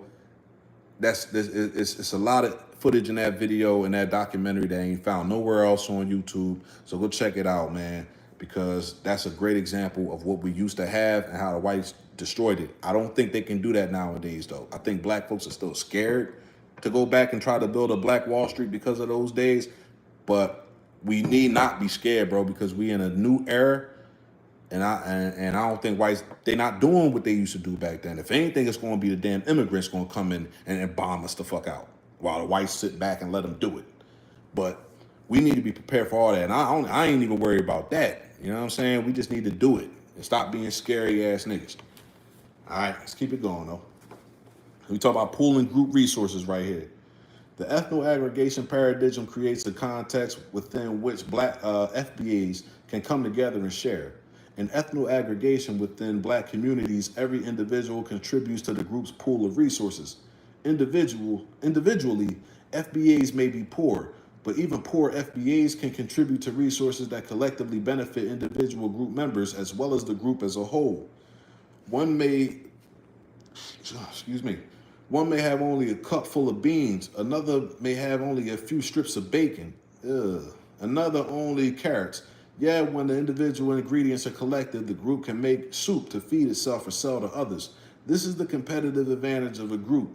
Black leadership, politicians, government officials, corporations, marketing firms do a disservice to us when they support and recommend policies that disperse our resources and make us vulnerable to others as a passive consumer market. All right? He talking that stuff right here, man. He's not putting the blame where it needs to be, you know, especially when he talks about stuff like this, the black leadership and politicians and all them damn Democrats. You know what I'm saying? He's not holding them accountable, but we know what he's talking about. All right, I'm gonna put it in perspective for you. He's talking about the nut ass Democrats. That's why we're gonna make sure they lose for the next few election cycles. I don't care what the Republicans got going on. We're not letting the Democrats lose. I don't give a fuck what the Republicans got going on. Okay, a move toward voluntary separation, man. I like this part right here. I love when they get to talking about separation, man. I want to go to separation, man. I'm tired of the integration, man. We down here in the South right now. What's up with separation, man? You niggas are scared, man. This nigga Tyreek, every time somebody asks him about separation, Tyreek get the stuttering. He get the explaining. He don't want to leave Los Angeles, California. What's wrong, man? You got them white folks out there. I mean, them Hispanics out there whooping down on y'all niggas out there in California, man. Y'all need to get the fuck up out of there. And to be honest, they are getting up out of there. But still, then they just go to Arizona and Nevada and stuff like that. They go to Texas and they still be around these damn Latinos, man. Come on down to the South, man. I'm right here. I'm in Georgia right now. I don't know how long I'm gonna stay in Georgia, though. I'm not a fan of Georgia. Somebody explain to me why people put this damn state on a pedestal. I'm on a rant right now. Georgia, for me, it's not it, man. I don't like it. I don't like it. It's too many counties out here, too many courthouses, too many jails, too many ferries. You know what I'm saying? Too many colorful hair, weird type niggas, man. These are some weirdos out here, man. I am not a fan of Georgia, man, but you know, that's neither here nor there, man. We're gonna come to the South. It's other states, man. Everybody puts Georgia on the pedestal. Whatever, man. I'm probably take my ass down to Florida next, man. Georgia ain't it for me, man. But let me keep going, man. My bad, man. I went on a tangent, man. Hey, shout out to, if you in Georgia, man, shout out to Savannah, Georgia. Shout out to Hinesville. Big shout out to Hinesville, Georgia, man. I like Hinesville. You know what I'm saying? Let's keep it going, man. A move toward voluntary separation, right? This is important for me, man. I like this. Regrouping FBAs through ethno-aggregation is necessary to counter the effects of individualism, which leads FBAs to oppose each other rather than pool resources and cooperate with one another. Ethno-aggregation would give FBAs a powerful political and economic base. To this end, while serving as the education advisor to then Florida Governor Ruben Askew during integration, I always stress the importance of FBAs retaining their communities and educational institutions, and that the state of Florida should not place the burden of integration on the shoulders of FBAs. While speaking out on the issue of school integration, I said to an audience that FBAs should not have to leave their communities to find quality schools, homes, or consumer products. After my speech, a concerned Southern white gentleman approached me and said, "Dr. Anderson, after listening to you, I am more confused than ever about what black people want. On one hand, you have Reverend Martin Luther King pushing for integration. On the other hand, you have Malcolm X pushing for separation. Which end of the stick do you black people want?" I answered that we did not want either end of the stick. We want the same rights and privileges that every other group has, the right to choose. I like that. That's facts. I asked the gentleman, "Have you ever asked Indians, Hispanics, Jews, Arabs, gays, women, or Asians which end of the stick they want?" The gentleman shook his head and said, "You are right. You all should have that right. I just never thought about it like that." Hey, man, when y'all get a chance, man, go check out my live stream, Separation it's called Segregation versus Separation or something like that. I explain the difference between segregation and separation. I made that live stream about maybe 2-3 months ago, back when Trump, I shouldn't have said that. I shouldn't have said that man's name. But back when the Orange Man or whatever, he made a law about segregated facilities, right? About the rainbow community and this, that, and the third. And you had a whole bunch of black people getting on TikTok talking about how they want segregation, didn't know what the fuck they was talking about. Check out that video, man, when you get a chance, man. When I'm done this video, man, go check that video out so you can understand the difference between segregation and separation. And you can understand that with separation, it's a voluntary type thing. So either we can go do it or we don't have to do it, and ain't nobody forcing it, right? Segregation would be the white folks forcing it. You know what I'm saying? We want separation where it's like, man, we can go over there if we want to, and if we want to go wherever else we can go do that too. That's real power. You see what I'm saying? Not segregation. Niggas don't even be knowing what they be talking about sometimes. But it is what it is. Let's keep it going. Most Americans have probably never thought about it like that either. Foundational Black Americans have an obligation to come together as a group in their own best interests. America should neither threaten nor be puzzled by the thought that FBAs would not want to be forced into either choice. Blacks in America are the only ethnic and racial group that continues to wrestle with the philosophical debate over integration versus segregation, when in fact neither one has to be accepted. As long as people are not forced into separate sectors and no group has monopolistic control of the resources that are locked into their institutions and communities, there is nothing wrong with separation or integration. Groups do not have to hate and exploit each other simply because they are informally divided. The failure of integration is tragic, especially when one considers that among all the so-called minorities, only foundational Black Americans has openly pursued integration. Man, what the hell was we thinking, man? Hispanics, Asians, Arabs, Jews, and all of whom are members of the majority society are unilaterally committed to maintaining their own separate communities and organizations, even though they have the option of assimilating. Though ethnic immigrants are included in this nation's definition of minority and are eligible for affirmative action assistance, the majority society does not require them to integrate their people and resources. If they do not have to integrate to be acceptable, then why do FBAs? Would not a voluntary communal strength of other racial, would not a voluntary return to some form of separation provide foundational Black Americans some of the communal strength of other racial groups and ethnics? For example, right? Jews tried integration in Europe in the mid-19th century, but it did not work. Later, when they were forced into ghettos in various European cities, as horrible as the situation was, they found one advantage. Being separate from the rest of the population made Jews more self-reliant, more productive, more zealously committed to preserving their group's unity, culture, and wealth at all costs. Aggregating around our assets and self-interest can do the same for us as foundational Black Americans. An ethno-aggregation paradigm has the task of recapturing and concentrating Black cultural resources scattered by the integration process. See figure 5. Let me pull up figure 5 for y'all so you can see what I'm looking at here. Figure 5. All right. Okay, see figure 5, right? The integration process took away our sense of community, leadership, talent, and brain power. All right, labor, disposable income, athletes and entertainers, business and professional, middle class and cultural assets. Retrieving some of these lost assets and storing them inside of Black communities will give us competitive advantages and platforms upon which we can begin to build our own political and economic cultural systems. Let me see what we're looking at here. A broad sense of community. So we got ethno-aggregated resources. Okay, all going to the core of Black community. That's a broad sense of community. Okay. So, all right. So what is it? It starts with a segregated Black community, unified but no resources. Then we go to an integrated Black community, which is scattered with no resources. All right. Then we get to the broad sense of, okay. All right. From segregation to integration. Okay, to cohesiveness. All right. I think y'all get the concept of this figure right here. So let's keep it going. Let's keep it going to paradigm number 2, vertical integration, right?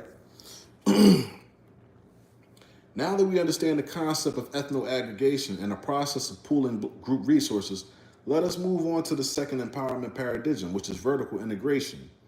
Vertical integration is a directional paradigm that comes into play after FBAs as a group have ethno-aggregated around their most common and prominent characteristics. There is a commonly accepted rule in sociology that when ethnic groups are wedged in hierarchies of wealth, power, and privilege, competitive conflicts are inevitable. Vertical integration empowers FBAs to be territorial and vertically mobile. It places black self-interest first and propels FBAs in an upward economic direction because that is where this nation's wealth and power are localized. Wealth, income, businesses, privileges, and resource powers are fixed and parallel with whiteness at the top of the resource ladder and blackness at the bottom. Wealth and power resources are continuously and disproportionately distributed to those at the top first. These resources circulate horizontally among members of the white in-group before portions of wealth and power trickle down to blacks and other out-groups at the lower end. On the bottom level, foundational black Americans get what those above either did not want or didn't need. Either way, the result is the same. It is always too little, too late. However, we have a choice.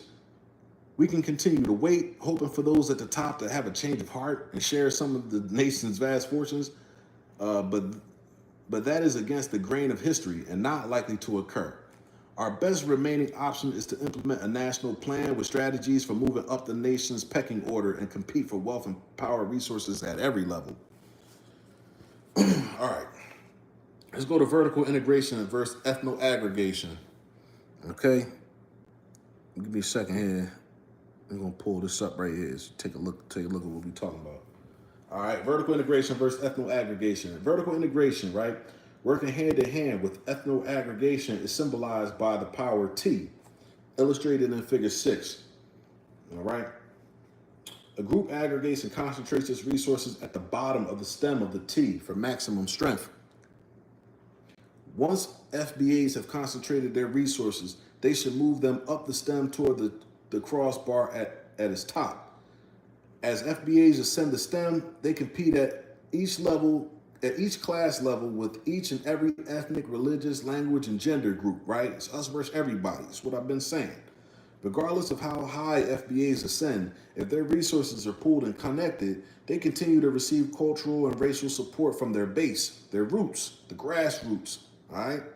They hold all newly captured turf so that other blacks from below can have a clear channel through which they too can ascend. I say other blacks, I'm talking about other FBAs, not no damn Nigerians, not no Jamaicans, no. Okay, no, none of y'all. Y'all fall back. Those FBAs who reach the top of the T can then capture new territory by moving horizontally into non-black communities and pursuing political and business opportunities. As more FBAs reach the top, they too can expand horizontally to capture new political and economic resources. The earlier example of Arab Americans in Detroit exemplifies power T activity, right?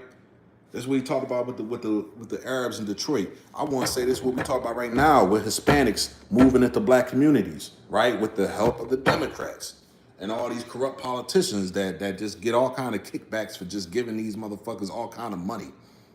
Come on, man. They let these immigrants come in here and buy CDL licenses, man. Have y'all been hearing about these guys that they go to these specific DMVs and they pay them $25 or $200 or however much it is.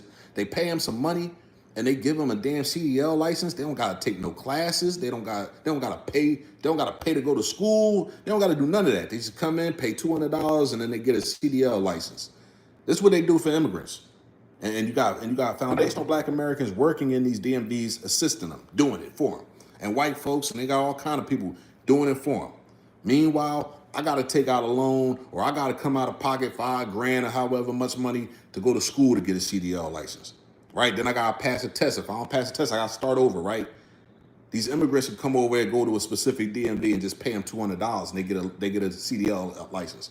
They can't even read the signs on the road. They driving up and down the damn highways, can't read English. You see how they get down? You see what they doing in this country when it comes to these immigrants? It's for you old folks. It's for you Democrat voters. If you don't get that, you don't got a problem with that. Oh yeah, you cool with that. I get it. You cool with that. All right. Social integration and horizontal negatives. Foundational black Americans as a group cannot improve their wealth and power holdings by advancing horizontal social integration. Wealth, power, and other resources are not stored horizontally in a pecking order, nor are they stored at the same level with foundational black Americans. Foundational black Americans are locked into a caste system upon which this nation's class system rests. Horizontal movement places FBAs in economic competition with poor whites who have yet to ascend the pecking order. Social integration in the old horizontal model in Figure 6 has misled FBAs into believing that wealth and power resources are stored just over the next horizon or in the next suburb, all within marching distance. Yo, he's funny, man. All horizontal movements lock FBAs into competition with immigrants and other evolving minorities. Multiculturalism, cultural diversity, and a colorblind society give the illusion of progress. FBAs were convinced into believing that aligning with ethnic immigrants who have been in this country less than 30 years is somehow progress for foundational black Americans. Right? Right? How are we convinced that the Democrats really rock niggas to sleep with that bullshit? Trust me, I know, man. Listen, man, I got family members, I got elders in my family that are asleep right now. And they think they woke too. They really think they woke. They think I'm crazy. I got family members, you know what I mean, if you listening, I got blood family members, relatives that look at me like I am insane. They think I am crazy as hell because I move a certain kind of way. I think outside the box, right? I done read this book like 3 times. They ain't never read no shit like that. They don't read nothing. All they do is watch TV. I don't even watch TV. They think I'm crazy because I don't watch no TV, family. This is where we at as a community. They think I'm crazy because I read books and shit like that. And I travel. You know what I'm saying? Like, they think I'm fucking insane. Hey, it's cool though, man. You know what I'm saying? I embrace it though, man. I embrace it, you know? Let's see, man. Yeah, so by aligning with these immigrant groups, you know, and their horizontal issues deterred foundational black Americans. Moreover, it blurred the obligation that this nation's advantaged society has to its disadvantaged foundational black American citizens. Even now, every black initiative is burdened with a universalism that requires them to share the fruits of their victory with other horizontal groups competing against foundational black Americans, right? And this is including them fucking tethers, right? We don't gotta share nothing with you tethers. Y'all niggas need to go back to Africa. Y'all niggas need to get ghosts. Y'all niggas need to get the fuck out the way, man. Y'all are in the way. These immigrants out the way, man. Foundational black Americans must now allow the vertical line of obligation between themselves and whites to be blurred. FBAs are injured by those who do not make distinctions between them and other minority groups. Equating other minority groups with foundational black Americans demonstrates a poor understanding of history and hides the fact that foundational black Americans remain at the bottom of the pile. All right? Horizontal movement to align FBAs with other minority and special interest group erases foundational black Americans' special moral claim on our society and history. Although other labor built this country, we have not been properly recognized nor compensated. Worse, we have been treated as just another aggrieved minority group. We ain't just no other aggrieved minority group, nigga. We are the aggrieved minority group, nigga. We them people. We the ones. You heard me, family? We them ones, nigga. Not nobody else, nigga. Fuck everybody else, right? Okay? Okay. Excuse me, and I think I said although other labor, I meant to say although our labor built this country, right? Although our labor built this country, we have not been properly recognized nor compensated, okay? Let's keep it going. We are reduced to just another political group with outstretched palms, a special interest vying for the same affirmative action programs as Eskimos and Salvadorians. We recapture our special moral claim and status by aspiring upward and delineating, right? He's not talking about delineation, but we know now delineation is very key to achieving and getting and achieving these goals and moving ahead. We now know that. Niggas wasn't even thinking like this back in the day. All right. Horizontal movements promotes the social phenomenon called crabbing among black people. When the multitude of foundational black Americans are locked in the lowest horizontal level of society, like crabs in a barrel, they cannot escape. Misery does love company. Social integration requires most of us to move laterally. We remain on the same horizontal or class level with most blacks, FBAs, even though we may have received a job promotion or moved into a new integrated suburb. Every black remains in competition with every other black for new financial, political, social crumbs that are available. Crabbing will dissipate when we move vertically. Rather than competing with each other for crumbs, we compete with other class levels for the whole cake as we move vertically. If there is crabbing, it will be done as a group in competition with other groups who are crabbing for their respective groups, right? Instead of us fighting with each other, we want to be a group fighting with a whole nother group, right? We need to push the envelope with the Latinos since we got close numbers to them, even though they outnumber us now. We know they can't beat us. Anybody who ever had no issues with Latinos, any brothers who ever had an issue with Latinos, you know they can't F with us. You know they need 10 of them to go fuck with one of us because we superior. All right? So we need to take the fight to them, but we got to be a whole group. We have to have the whole group together. We can't have half the group talking about, hey, it's black and brown, minority coalition. We need to get along. We can't have half the community talking that bullshit. We need the whole community to be on board. Hey, we going against these Latinos. All right? After we get the Africans and Caribbeans out the way, right? They small fries.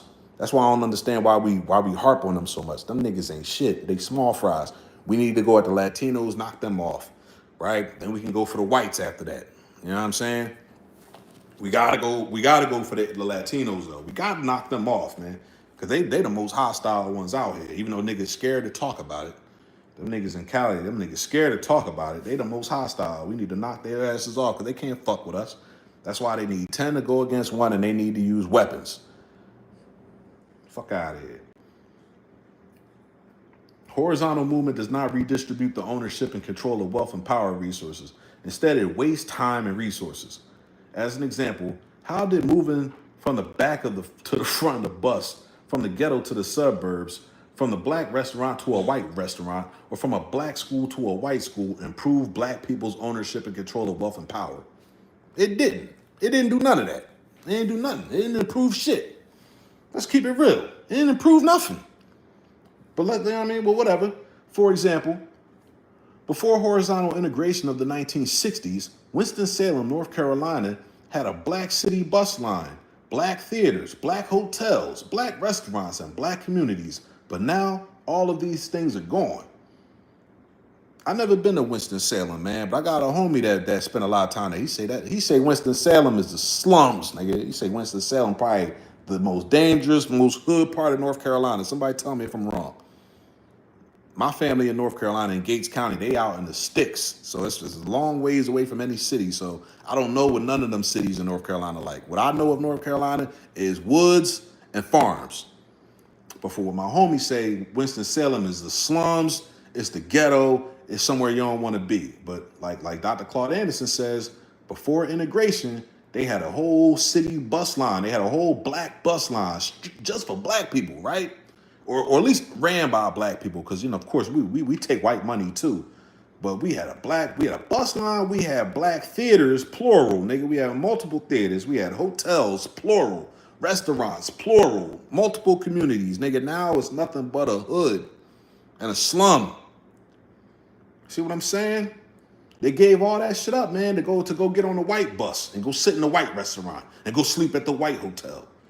That's what the fuck we was on back in the day, man. It pisses me off, man, to read this stuff, man. It really do, man.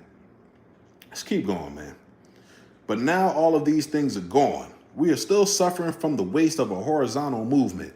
If we had been thinking vertically rather than moving to the front of the bus, our concerns would have been instead about black people manufacturing, owning, operating, repairing, and chartering the city bus lines. How much tangible difference does it make where you sit on a bus if the destination and the quality of the seating is the same? This is a distinction without a difference. Social and horizontal integration play major roles in killing off Winston-Salem's only black bus line and other black businesses. Where is the vertical progress when blacks are still just passengers or customers in businesses owned by others? Right? There is no vertical progress. There's no progress, nigga. What we just get to spend all our money with some other people. We get to spend our money with non-black people who don't care about us, and we make the non-black people rich. That's all we do, and we thought we progressed by doing that. Shit was crazy, man. Shout out to Malcolm X, man, and the Nation of Islam, man. They knew better. You know what I'm saying? And they wasn't on no turn other cheek bullshit neither. You know what I'm saying? As indicated in Figure 7, where's Figure 7 at, man? My bad, family. Let me pull up Figure 7 for y'all, man. I'm not even on that page, but they already talking about it. So let me pull that up for y'all, man. All right. As indicated in Figure 7, all right, horizontal integration is that cross purposes with the self-interest of foundational black Americans. Racism runs up and down from the highest point to the lowest point. It affects every member of the black race, regardless of education, employment, class, or party affiliation. The only FBAs who benefit from engaging in cross-purpose activities are those directly behind the point where the horizontal issue intersects. For example, when black women devote their resources to horizontal gender issue, any benefits from their efforts will not accrue to the race, but to all women, right? All them women who are racist toward black women, right? But they want to be right over there with them. You want to be in a feminist alignment with all these other racist ass women who look at you as less than, right? And you fracture the whole community with that shit. My bad. Let me keep going. We're getting into some of these inappropriate behavior patterns, but you know, let me calm down.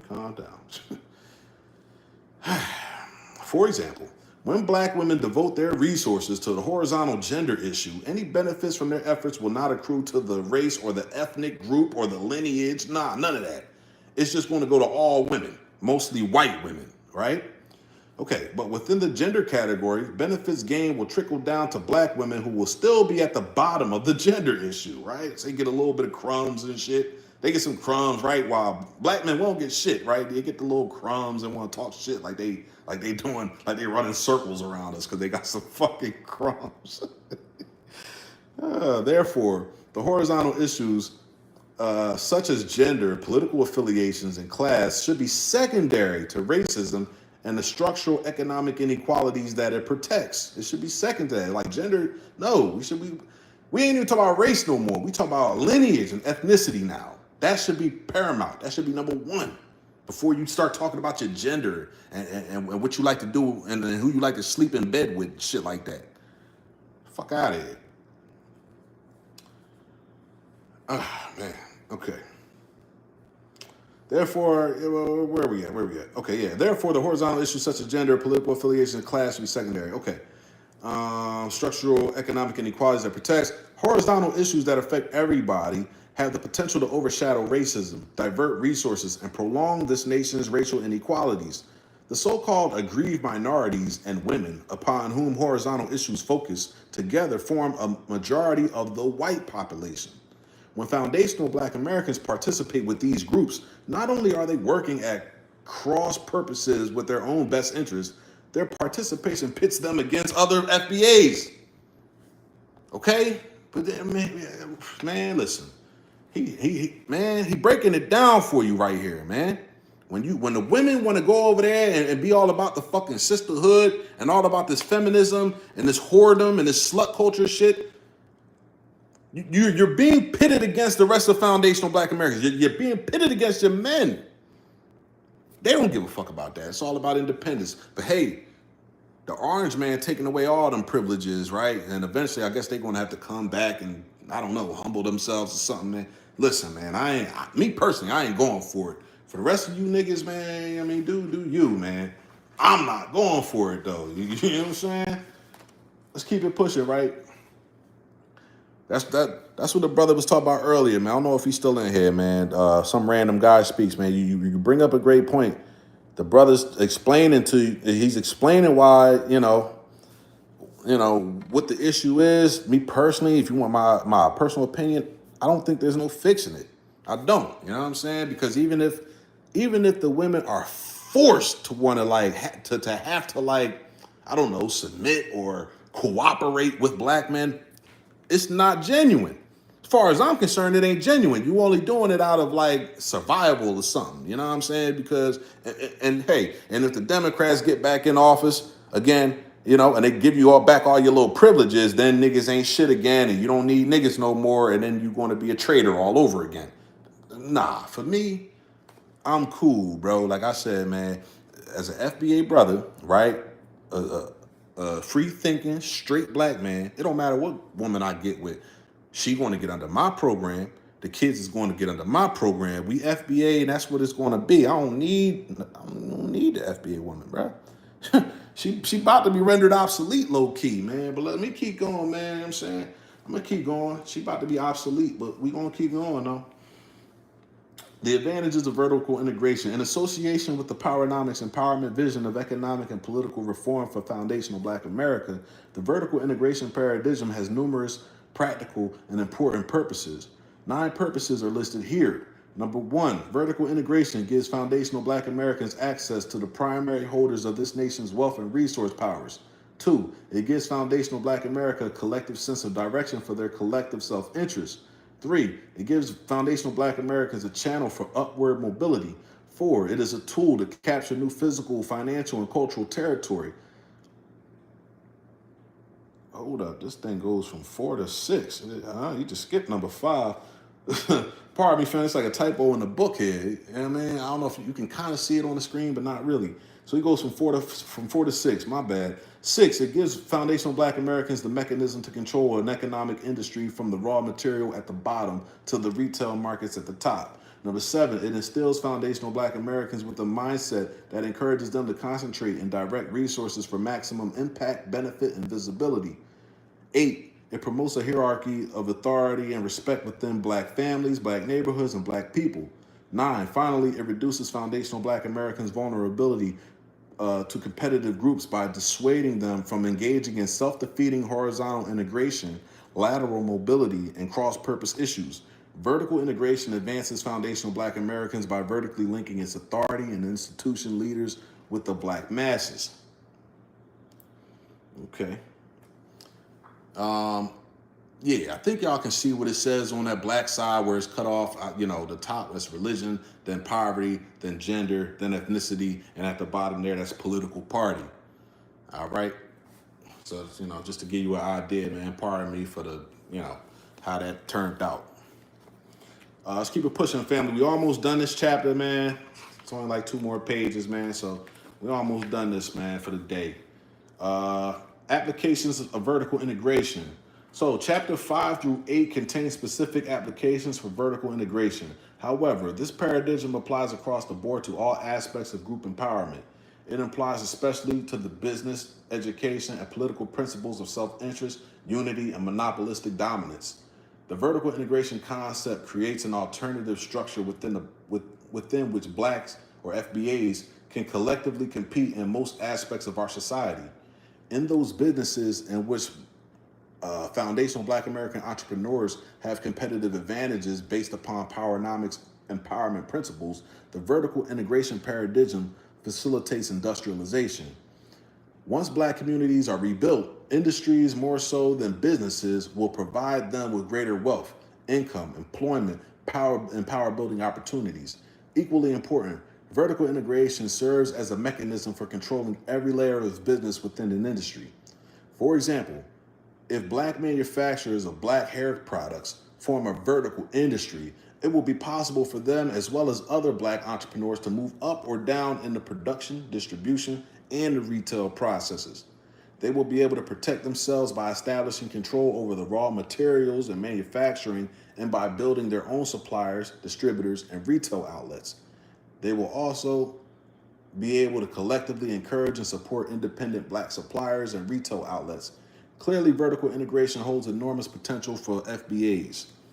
I'm gonna stop here and talk about that right there. It's a lot, you know what I'm saying? And to be honest, man, reading it, it sounds it's a lot easier said than done, in my honest opinion. But it's all facts what he's saying, man. Like, you gotta think about that hair care industry, right? Where of course a lot of our women are just throwing money away, right? Just throwing money away to the Asians, right? Asians, Indians, a bunch of, non-FBAs, a bunch of non-Black people, right?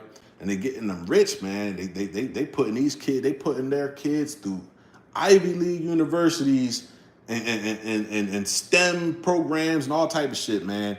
While we over here, we ain't even trying to go to school, right? Going to school is corny in our culture. Another inappropriate behavior.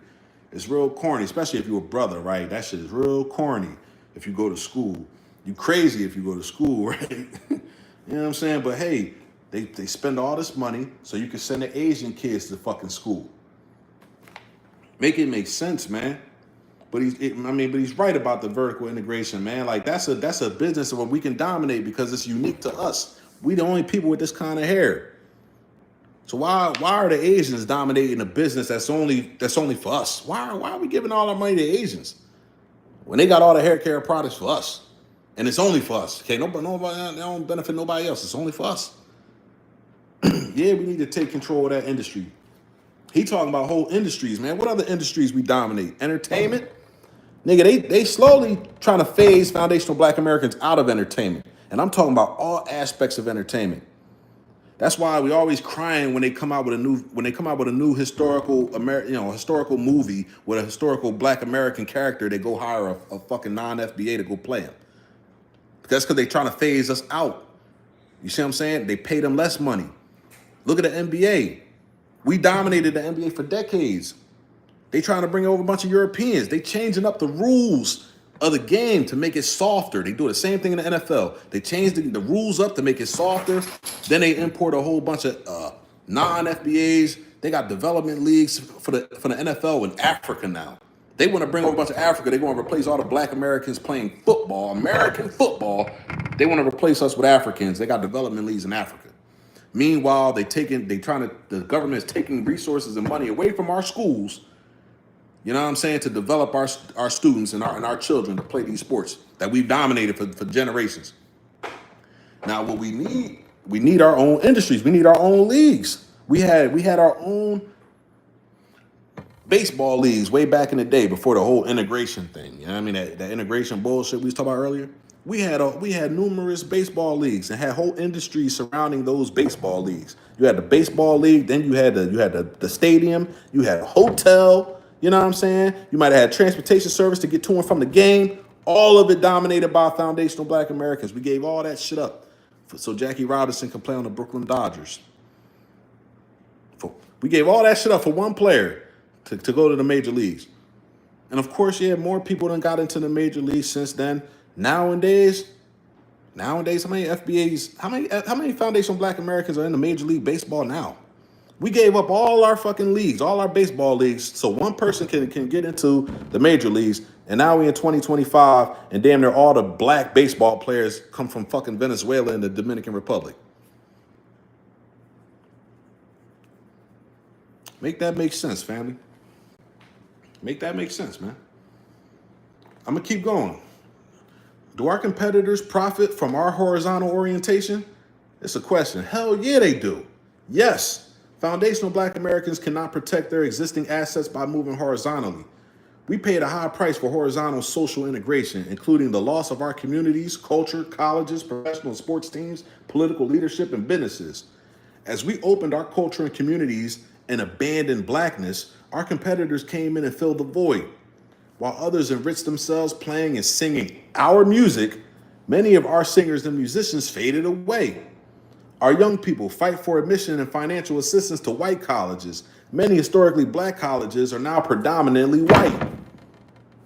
While Black business persons argue for affirmative action and set aside preferences, Black businesses that once were all Black because they provided services and products that were unique to foundational Black Americans are now forced out of businesses by the majority society and newly arriving immigrants.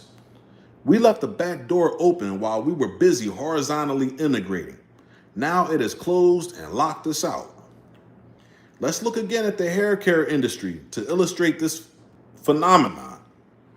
Only Blacks have Black hair. Oh man, I was just saying this shit, man. Like, and like I said, and I read this book some years ago, family, but I can't really remember it all. But I just said this, man. Only Blacks have Black hair. Until the beginning of horizontal integration in the 1960s, foundational Black Americans not only dominated, but also had a monopoly on Black hair care. Black business persons attended to every aspect of black hair care, from the production, distribution, and retail sale of products to the operation of barbershops and beauty salons. Now all of that has changed. Asians and majority white companies have taken over and now dominate the black hair care business.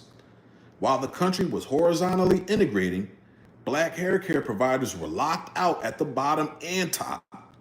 Majority white retail outlets, especially drugstores and supermarkets, did not integrate their store shelves by including black hair care products. Once the black hair care business became financially weak, white firms bought them out. Retail outlets made shelf space only after whites acquired ownership. That's the only time they put that shit on the shelf, when white folks owned it.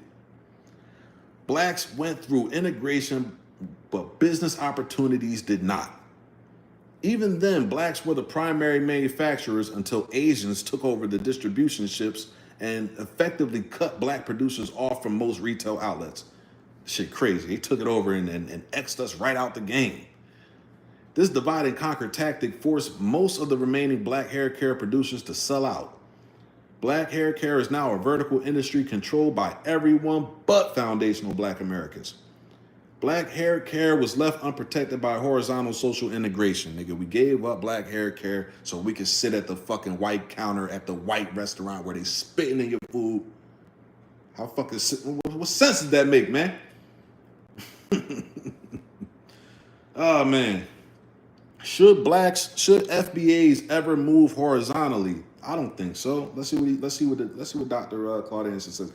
Let's see what he says. He says, should blacks ever move horizontally in their quest of greater wealth and power? The answer is, drum roll, yes. He says yes. Let's see what he says. But only after they have ascended up the wealth and power pecking order as indicated in the Power T mobility model shown in Figure 6. Okay, yeah. Once we at the top, yeah, then we can move horizontally. Okay, yeah, that makes sense. Black businesses can move either vertically or horizontally, but the timing and order is important. Often we get the sequence completely wrong. We integrated and moved horizontally first. Vertical must always come before the horizontal. Matter of fact, just to refresh your memory, man, go back to this T model one more time. This is what we're talking about right here. All right. The objective of the horizontal move is to expand within an existing market that FBAs dominate. As indicated earlier, there is a point at which blacks or FBAs have ascended high enough into the wealth and power structure that it will become okay for them to expand horizontally and seek out new turf at the higher levels of this nation's racial hierarchy.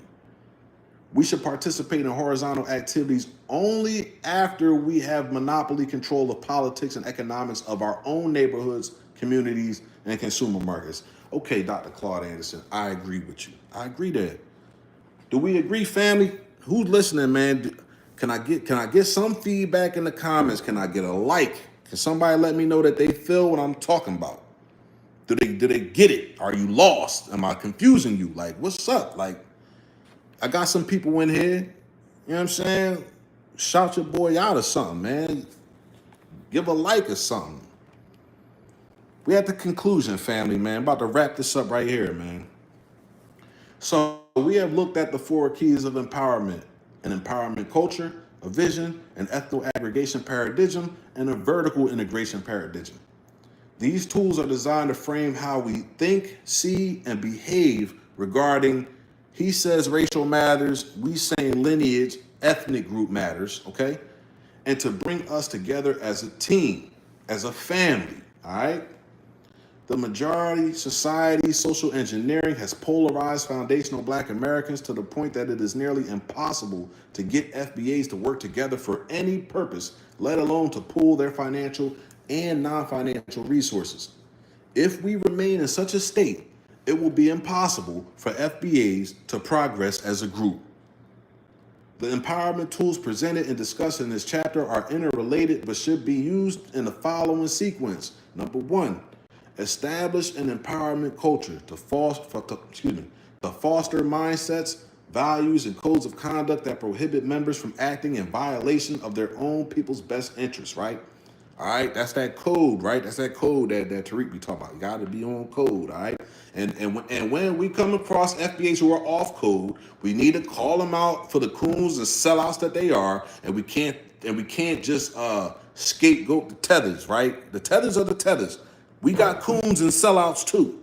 We need to call them out, and if you know what I'm saying, don't matter what their gender is, don't matter what fucking chromosomes they got, everybody needs to be held accountable. All right, that's number one, right? Number two, acquire a group vision that articulates for us a clear picture of what foundational Black America should be and what we can achieve. All right. Number three, use the ethno-aggregation paradigm in order to combine the assets within our group to reach a group goal. All right. Number four, use the vertical integration paradigm to point out the direction in which we should travel.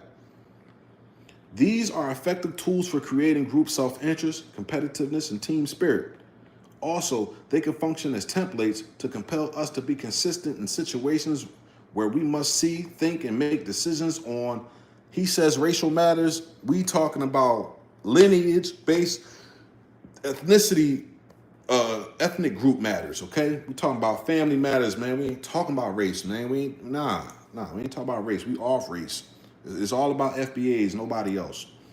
Now that we have our tools gathered, Chapter 3 focuses on the importance of communities and how we can build them for our advantage. All right, man.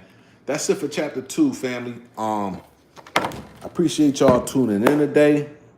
We're going to get back in a couple days, man, finish up this book. I think it's about 7 chapters, if I'm not mistaken. We done knocked out 2. You know what I mean? If you tuned in, I definitely appreciate you for coming in for the for the book series. It's always a pleasure, family. You know what I'm saying? I hope y'all have a wonderful evening. If you got any questions, man, send a comment or something.